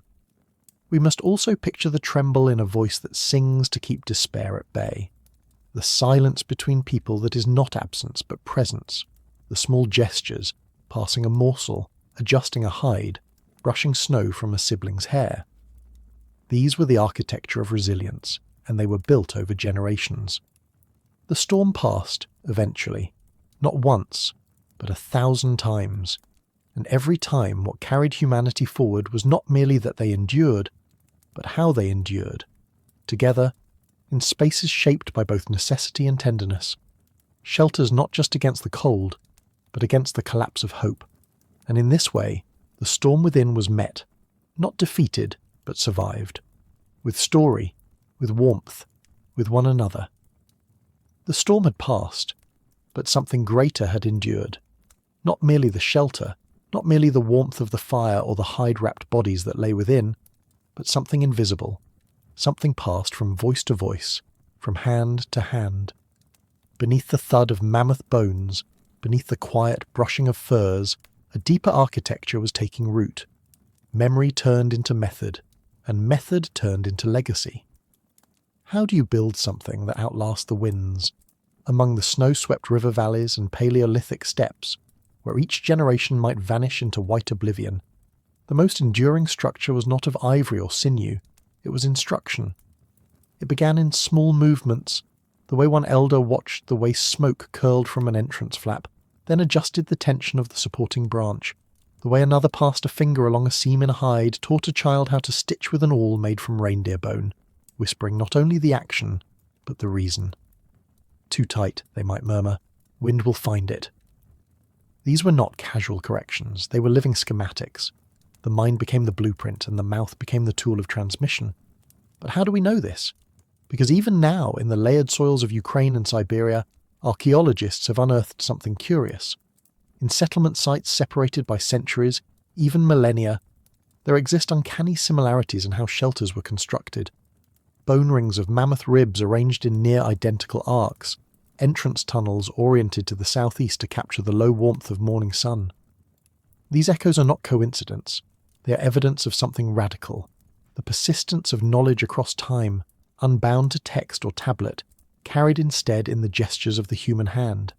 And yet, how fragile that chain must have been. Consider the stakes. A failed shelter was not merely an inconvenience, it was an obituary. The blizzard made no allowance for faulty roofs. Every imperfection was punished with ice. And so, the stakes carved precision into the bones of tradition. Mistakes were remembered in silence, while successes were remembered in stories. And those stories, tethered to firelight and frost, became the spine of something we might now call architecture, not as an art form but as a condition of survival. The question emerges then, what is the origin of civilization if not this? If not the moment when building became repeatable, when knowledge became transferable, when innovation was no longer a desperate improvisation, but a quiet refinement passed between kin? They were not engineers. They were not architects in the modern sense. They had no plumb lines, no metal nails, no drawn designs on parchment.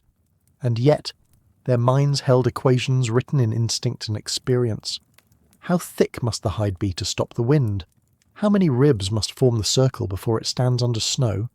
How long will the sinew bindings hold before they rot? And more importantly, who will remember when I am gone? This was the unspoken question beneath every shelter built in the shadow of extinction. And it was answered, quietly but profoundly, through the very act of teaching. In the Ice Age, instruction was not institutional. It was embodied. It happened in gesture, in ritual, in repetition. A grandfather's hands would guide a child's, not merely to shape sinew or align a bone, but to give them something they could one day give away in turn. This is what we now recognize as generational knowledge, not only the passing down of technique, but the passing forward of responsibility. The construction of shelter was, in this way, a rehearsal for continuity itself. Archaeologists studying settlement patterns along the Mezin and Dnieper rivers have long been struck by the remarkable regularity of layout in certain mammoth-bone dwellings. Circular bases, domed forms, consistent use of permafrost pits. These are not spontaneous creations. They are evolved structures, each a descendant of previous experiments and accumulated wisdom. They are physical testaments to cultural memory made manifest in architecture.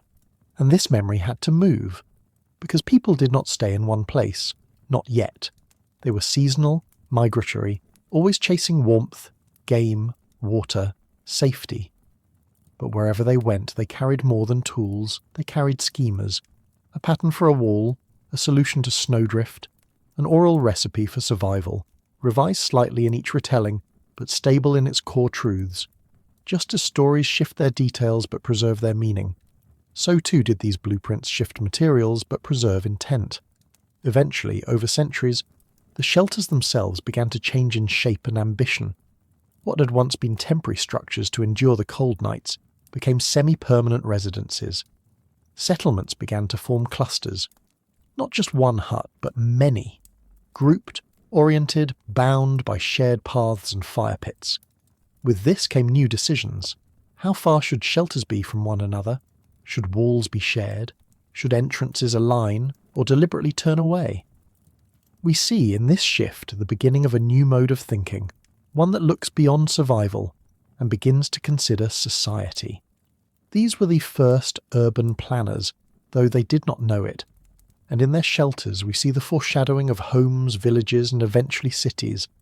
The fire moved from individual hearth to communal centre, the walls thickened, the interiors became differentiated, space for sleeping, space for working, space for speaking.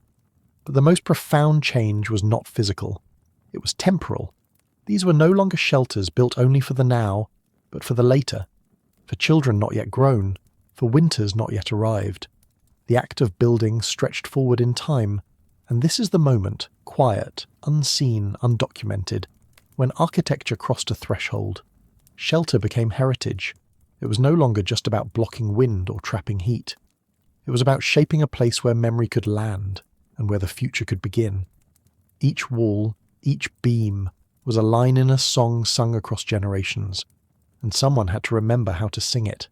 Before temples, before palaces, before cities of stone, there were huts of bone, circles of hide, openings carved in the snow, and within them, not merely bodies, but relationships. The architecture of necessity became the architecture of belonging. It taught the first lesson of society. We survive not as individuals, but as a collective memory made flesh.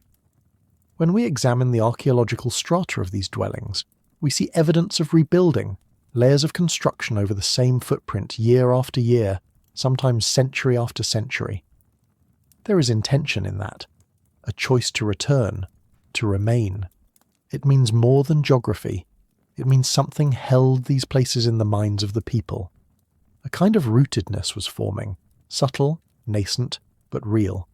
And as shelter became more durable, so too did identity. In this sense, Ice Age homes were not just shelters from weather, but shelters for culture. Their walls enclosed more than warmth. They enclosed customs. The arrangement of bones, the materials chosen, the decorations applied, even the orientation of the doorway, all of these elements became cues of group belonging. To build in a certain way was to speak a dialect of the land, a cultural accent shaped in ivory and hide. What is remarkable is how consistent this became, even as families migrated, as landscapes changed, as animals vanished and rivers froze. The knowledge endured, not through writing but through habit, through ritual, through care. Children grew up watching shelters rise and fall like breathing. They learned with their hands, they learned through failure, and they learned by doing it again and again until the doing itself became identity. In some cases, the structure outlasted the builders. Archaeologists have uncovered bone shelters filled with later layers of symbolic objects, pendants, carved figurines, shell ornaments brought from coasts hundreds of miles away. These were not mere survival shelters anymore. These were homes of ceremony, of meaning, of something deeper than utility. A lineage was being carved not only into the objects but into the very walls that held them. The shelter, once a shield, was becoming a story, and that story had shape, it had pattern, it had memory embedded in it like ash in a hearthstone. This was no longer about staying alive. It was about remembering how you lived, and the structure of that remembrance, passed from grandmother to grandson, from fire builder to wall stitcher, was the first architecture of continuity. It began with function, it ended in meaning, and in between there was form, refined, reiterated, and ultimately inherited. As Ice Age families moved through time, through seasons and migrations, they weren't just adapting to the environment, they were adapting their sense of place, of permanence, of belonging. Shelter, once a reaction to wind and cold, had become a form of ancestral dialogue. We see this most clearly in the gradual shift towards semi-permanence. Shelters no longer assembled in haste but anchored with intent. Mammoth-bone dwellings along the Dnieper show signs of repair and expansion. Entrances were modified, support structures reinforced, floors were compacted with repeated footfall indicating long stays. Fires were built in the same hearth pits for decades. This was no longer a world of brief encampments. These were dwellings of residence. And in that shift from temporary to enduring, something else emerged: planning. To plan a shelter meant to think beyond the day. It meant imagining a storm that hadn't come yet, or a child not yet born. The act of planning, of preparing, of building not just for oneself but for others. This was a fundamental cognitive shift. It demanded foresight, it demanded imagination, and perhaps most importantly it demanded trust. Trust in materials, trust in memory, trust that what had worked before would work again, that the fire would catch, that the walls would hold, that the methods passed down, somehow, invisibly, would be enough. This was the dawning of what we now call architectural knowledge. It is a quiet lineage, unbroken but unnamed, stretching backward through every stone foundation and wooden beam. Before geometry, before blueprints, there were principles, the layering of hides and moss for insulation, the snow-trapping curves of windbreak walls, the sloping of ceilings to redirect smoke. These were not inventions in the grand singular sense. They were revelations, drawn from observation, trial, and deeply patient repetition. And yet, they were not static. The knowledge moved. As families wandered across the tundra, they encountered new materials, different woods, different bones, new fibres. They didn't abandon their knowledge. They adapted it. A rib bone could become a rafter. A driftwood pole could substitute for a femur. The logic of the structure remained, even when the form changed. This adaptability was crucial. It meant the knowledge was portable, flexible, alive. It also meant it could be shared. There is evidence that neighbouring groups, distinct in genetics, language and culture, exchanged building techniques, shared campfires, seasonal gatherings, even chance meetings on the hunt likely became spaces of exchange. One group's solution to melting snow or doorframe collapse became another's innovation. Shelter knowledge rippled outward, weaving its way across icebound plains not as possession, but as collective inheritance. And as that inheritance deepened, so did the bonds between people. A well-built shelter protected the body. A remembered method protected the group.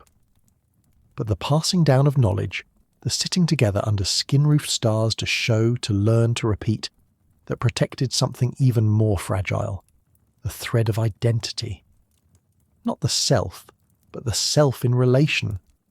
A shelter, not as a possession, but as a shared promise. It is this promise that echoes into the deep future, not in the brittle ribs of mammoths buried beneath loam, but in the architecture of our own minds, because the continuity that began in Ice Age shelters is not just physical, it is psychological, emotional, and symbolic. To shelter is to say, I will protect what I value, I will preserve what I know, I will endure, not alone, but with you. And in that act of building, again and again, storm after storm, culture itself took form. Look closely, and you see the fingerprints of this lineage on every home ever built. The hearth, now nestled in modern kitchens, still anchors meals and memory. The threshold, once stitched with sinew, now swings open on hinges, but still marks the line between danger and safety. Roofs, once made of hide and moss, are now tiled and pitched, but they carry the same intent, to hold back the sky, to offer silence within the howl. This is how shelter, born in desperation, became an emblem of something larger, civilization, before agriculture, before writing, before law. There was the fire and the wall around it. There was the memory of how to build it.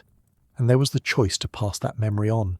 Each time a child watched her father lash together a frame of branches, each time a grandmother taught how to layer earth to keep the cold out, each time a sibling stood beside a sibling to hold the bones steady against the wind, a civilization was rehearsing its future, not in temples, not in conquest, but in continuity.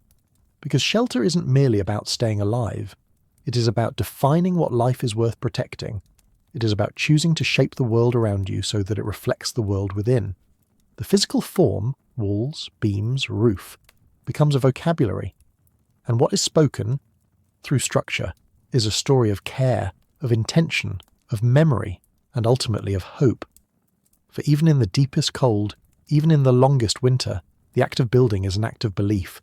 Belief that the storm will pass, that the walls will hold, that others will come after you, and that they will know what you knew, because you left it for them, not in stone tablets, but in the shape of a home, the warmth of a fire, the method of assembly remembered by heart.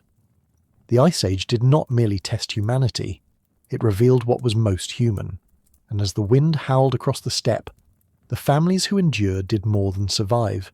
They built, and in building they told each other, we are not just bodies hiding from the cold, we are memory, made durable, we are meaning, given form, we are the architects of continuity.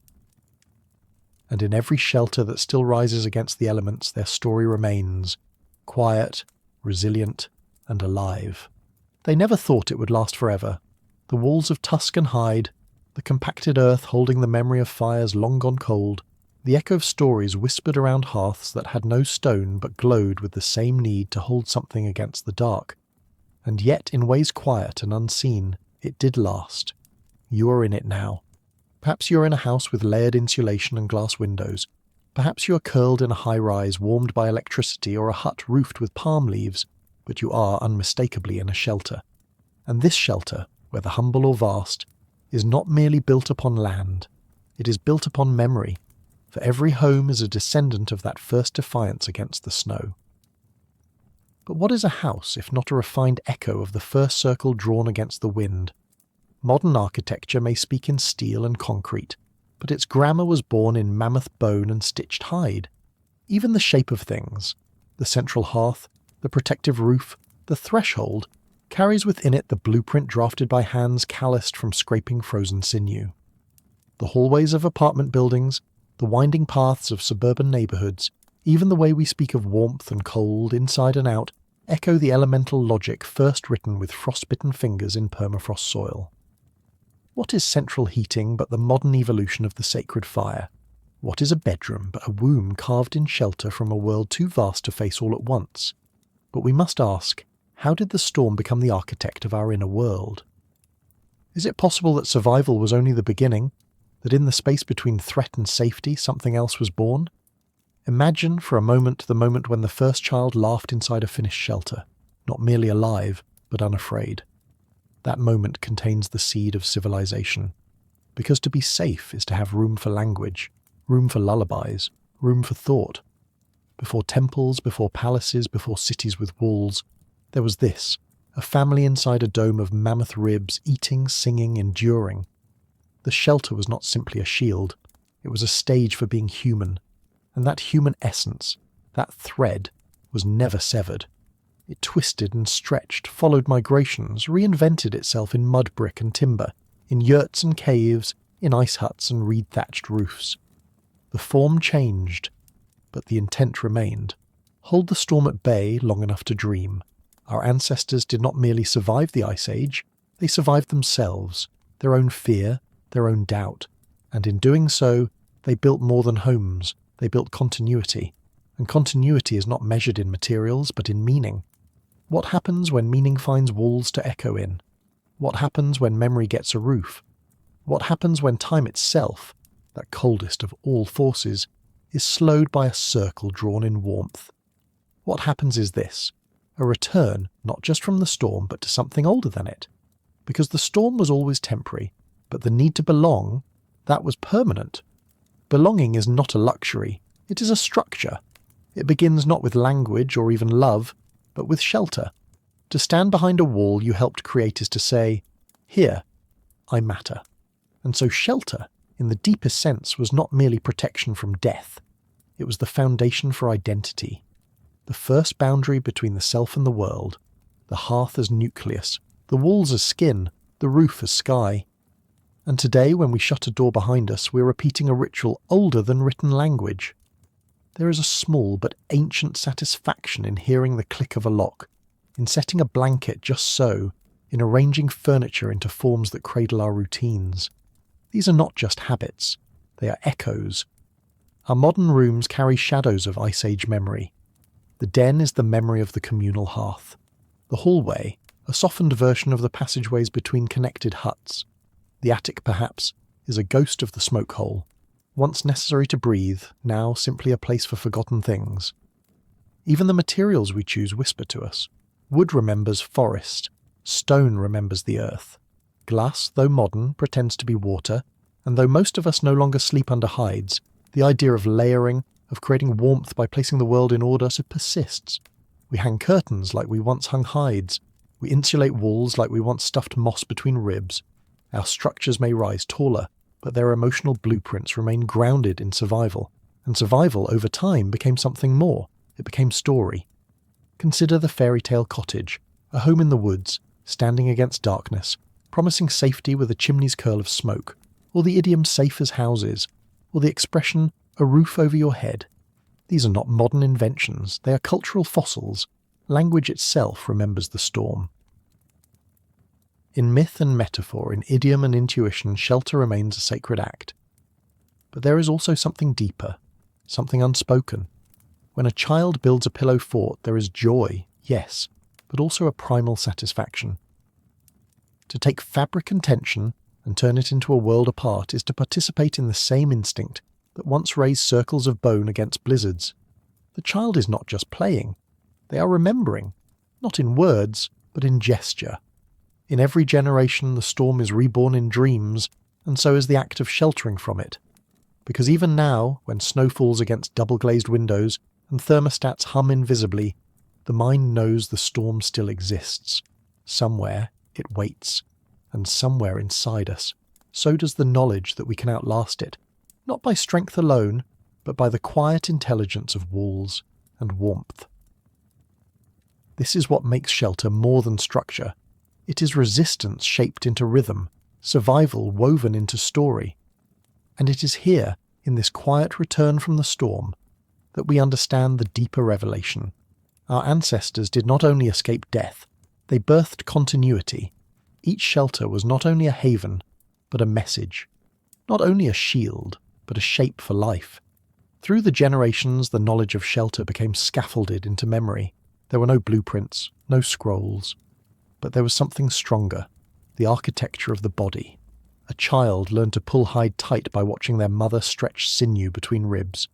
A boy watched his father pile stones to anchor the wind. They didn't ask why the entrance curved, or why the floor sloped slightly down. They built because that's how it was built. And this tactile inheritance, passed skin to skin, carried memory longer than words ever could. This is the invisible thread of architecture. Long before monuments or temples, the first built form was a memory of warmth, reenacted with each new season. Across continents, forms converged, because the problem was the same, and so was the response. Low ceilings to trap heat, domed shapes to resist wind, entrances aligned away from prevailing storms. These were not theories, they were answers carved from cold, and as mobility gave way to settlement, the structures thickened. What began as emergency became permanence. The temporary hut became the seasonal house, then the year-round home. Clay was added, then brick, then stone. But underneath, the purpose was unchanged.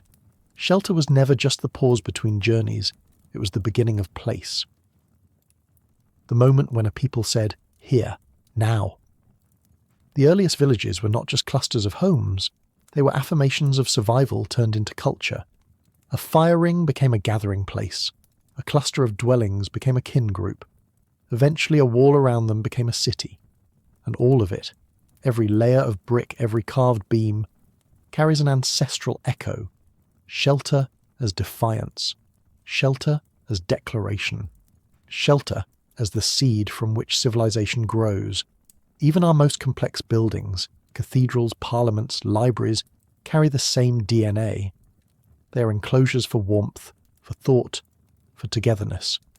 Our homes shelter families. Our schools shelter learning. Our hospitals shelter healing. And though the materials are tempered steel and electric glass, the purpose is timeless, to keep out the storm and hold in the life. And so when we speak of architecture, we are not only speaking of design, we are speaking of memory, of protection, of the oldest human promise, you will not face the cold alone. This was the first unspoken contract, not just between builder and shelter, but between human and human. A wall was more than defense, it was commitment. When one generation taught the next how to build, they were doing more than passing on technique. They were passing on belonging, and over time these lessons, given in gestures and calloused hands, grew into culture itself. Every stone placed against the wind, every pelt tied tight, was a vote for continuity. Against the chaos of the ice, people made order. In the howl of the storm, they answered with structure. And this dialogue between elements and ideas forged a foundation deeper than soil. It forged civilization. To shelter someone is to affirm their worth. And in the Ice Age, when resources were scarce, and every survival counted, this was no small thing. The walls we built were the first declarations of empathy. You build shelter not only for yourself, but for those you love, for the children not yet born, for the old who cannot gather wood, but who once taught you to light the fire. Shelter becomes inheritance, not of wealth, but of care. And so, even as the centuries passed and the storms grew quieter, the instinct endured. To take raw material and make safety, to look at a branch, or a bone, or a stone, and imagine warmth. This was our earliest creativity, sparked not by luxury, but by necessity. It is no surprise that the same hands that built the first shelters would later paint the first walls. Art, too, was born from shelter. Culture required stillness, and stillness required protection. This is the revelation we carry now. The home is not the opposite of adventure. It is its reward. After the hunt, after the journey, after the winter, there is a place to return to, and the shape of that place tells us who we are. In its quiet, in its layers, in its smoke-darkened beams and child-worn floors, it whispers the continuity of life. It is the one structure that always points both forward and back. We may not think of our homes this way, not always. We decorate, remodel, build upward, build outward. But beneath the drywall and the light switches, the legacy remains. You're surrounded by the thinking of ancestors who learned to read the wind, who layered moss between hides, who aligned doorways to catch sun in winter. Your home is not modern. It is timeless. One more ring in the great circle of survival. So when you shut your door against the night, remember this. You're not alone in your architecture. The shape of your living is older than history. You dwell in the long shadow of huts built from death and love and vision.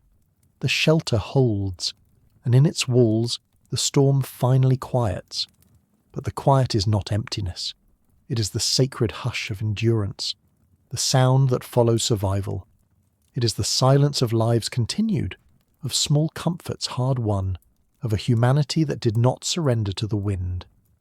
In this stillness we find the deepest truth of all, that shelter was never only about weather, it was about memory. Each home, from mammoth-bone circle to suburban foundation, is a vessel that holds time. The soot from fires long cold still lingers in cave ceilings. The wear of countless footsteps smoothed stones into stories. Even today, the scratches of children on floorboards, the scent of meals rising in kitchens, the soft rhythm of rain on rooftops. These are echoes of the very first encampments huddled against the ice. The storm taught us many things. It taught us to plan, to build, to protect. But perhaps more than anything, it taught us to gather. A shelter is not just walls and heat. It is the act of choosing to stay, to remain close. In the worst hours of the Ice Age, the safest place was not just the warmest, it was the one with others inside it. This, then, is the final legacy: belonging. Shelter became culture because it gathered us close enough to imagine together, to speak, to sing, to carve, to comfort. And when we step into a home today, we cross that same invisible threshold, the boundary between chaos and calm, between exposure and embrace. We are returned from the storm not only physically, but emotionally. A home is the restoration of identity. It says here you are safe to be yourself, and here you are part of something longer than yourself. Our Ice Age ancestors did not think of themselves as architects, but they were. They built not only structures, but systems of knowledge, rituals of preservation, and ways of living that shaped all that followed. Civilization began in the space between the fire and the hide wall. The world was born not from the hunt, but from the hearth. So as this journey ends, this slow walk across frozen plains and bone circles and painted walls, the invitation is simple: look around you. Feel the roof over your head, the warmth on your skin, the softness of the place you sleep. These are not luxuries, they are inheritances. They are the outcome of a long and ancient defiance, a promise whispered in mammoth-bone and firelight: we will endure, and we have. Thank you, fellow sapiens, for walking this long road through the ice, tracing the silent blueprints of shelter from mammoth bones to memory foam. If this story helped you feel a deeper connection to the homes you inhabit, stirred wonder at the resilience of your ancestors, or sparked a new question about the roots beneath your feet, thank you for being here, for making space in your mind for these echoes of survival. Perhaps there was a moment, a glint of firelight in a bone hut, or a child painting shadows onto a cave wall, that stayed with you, long after the blizzard passed. Whether it was the hush of hides layered against the wind, the curve of a mammoth rib turned roof beam, or the quiet courage of a family waiting out the storm, these fragments are what connect us, not just to the past, but to one another. If any of these images linger with you, feel free to share your reflection in the comments, not as an answer, but as a quiet offering to the circle we're building here. If you found meaning in this journey, consider subscribing, liking, or sharing, and follow us into the next story, where we'll uncover the whispers of another forgotten threshold.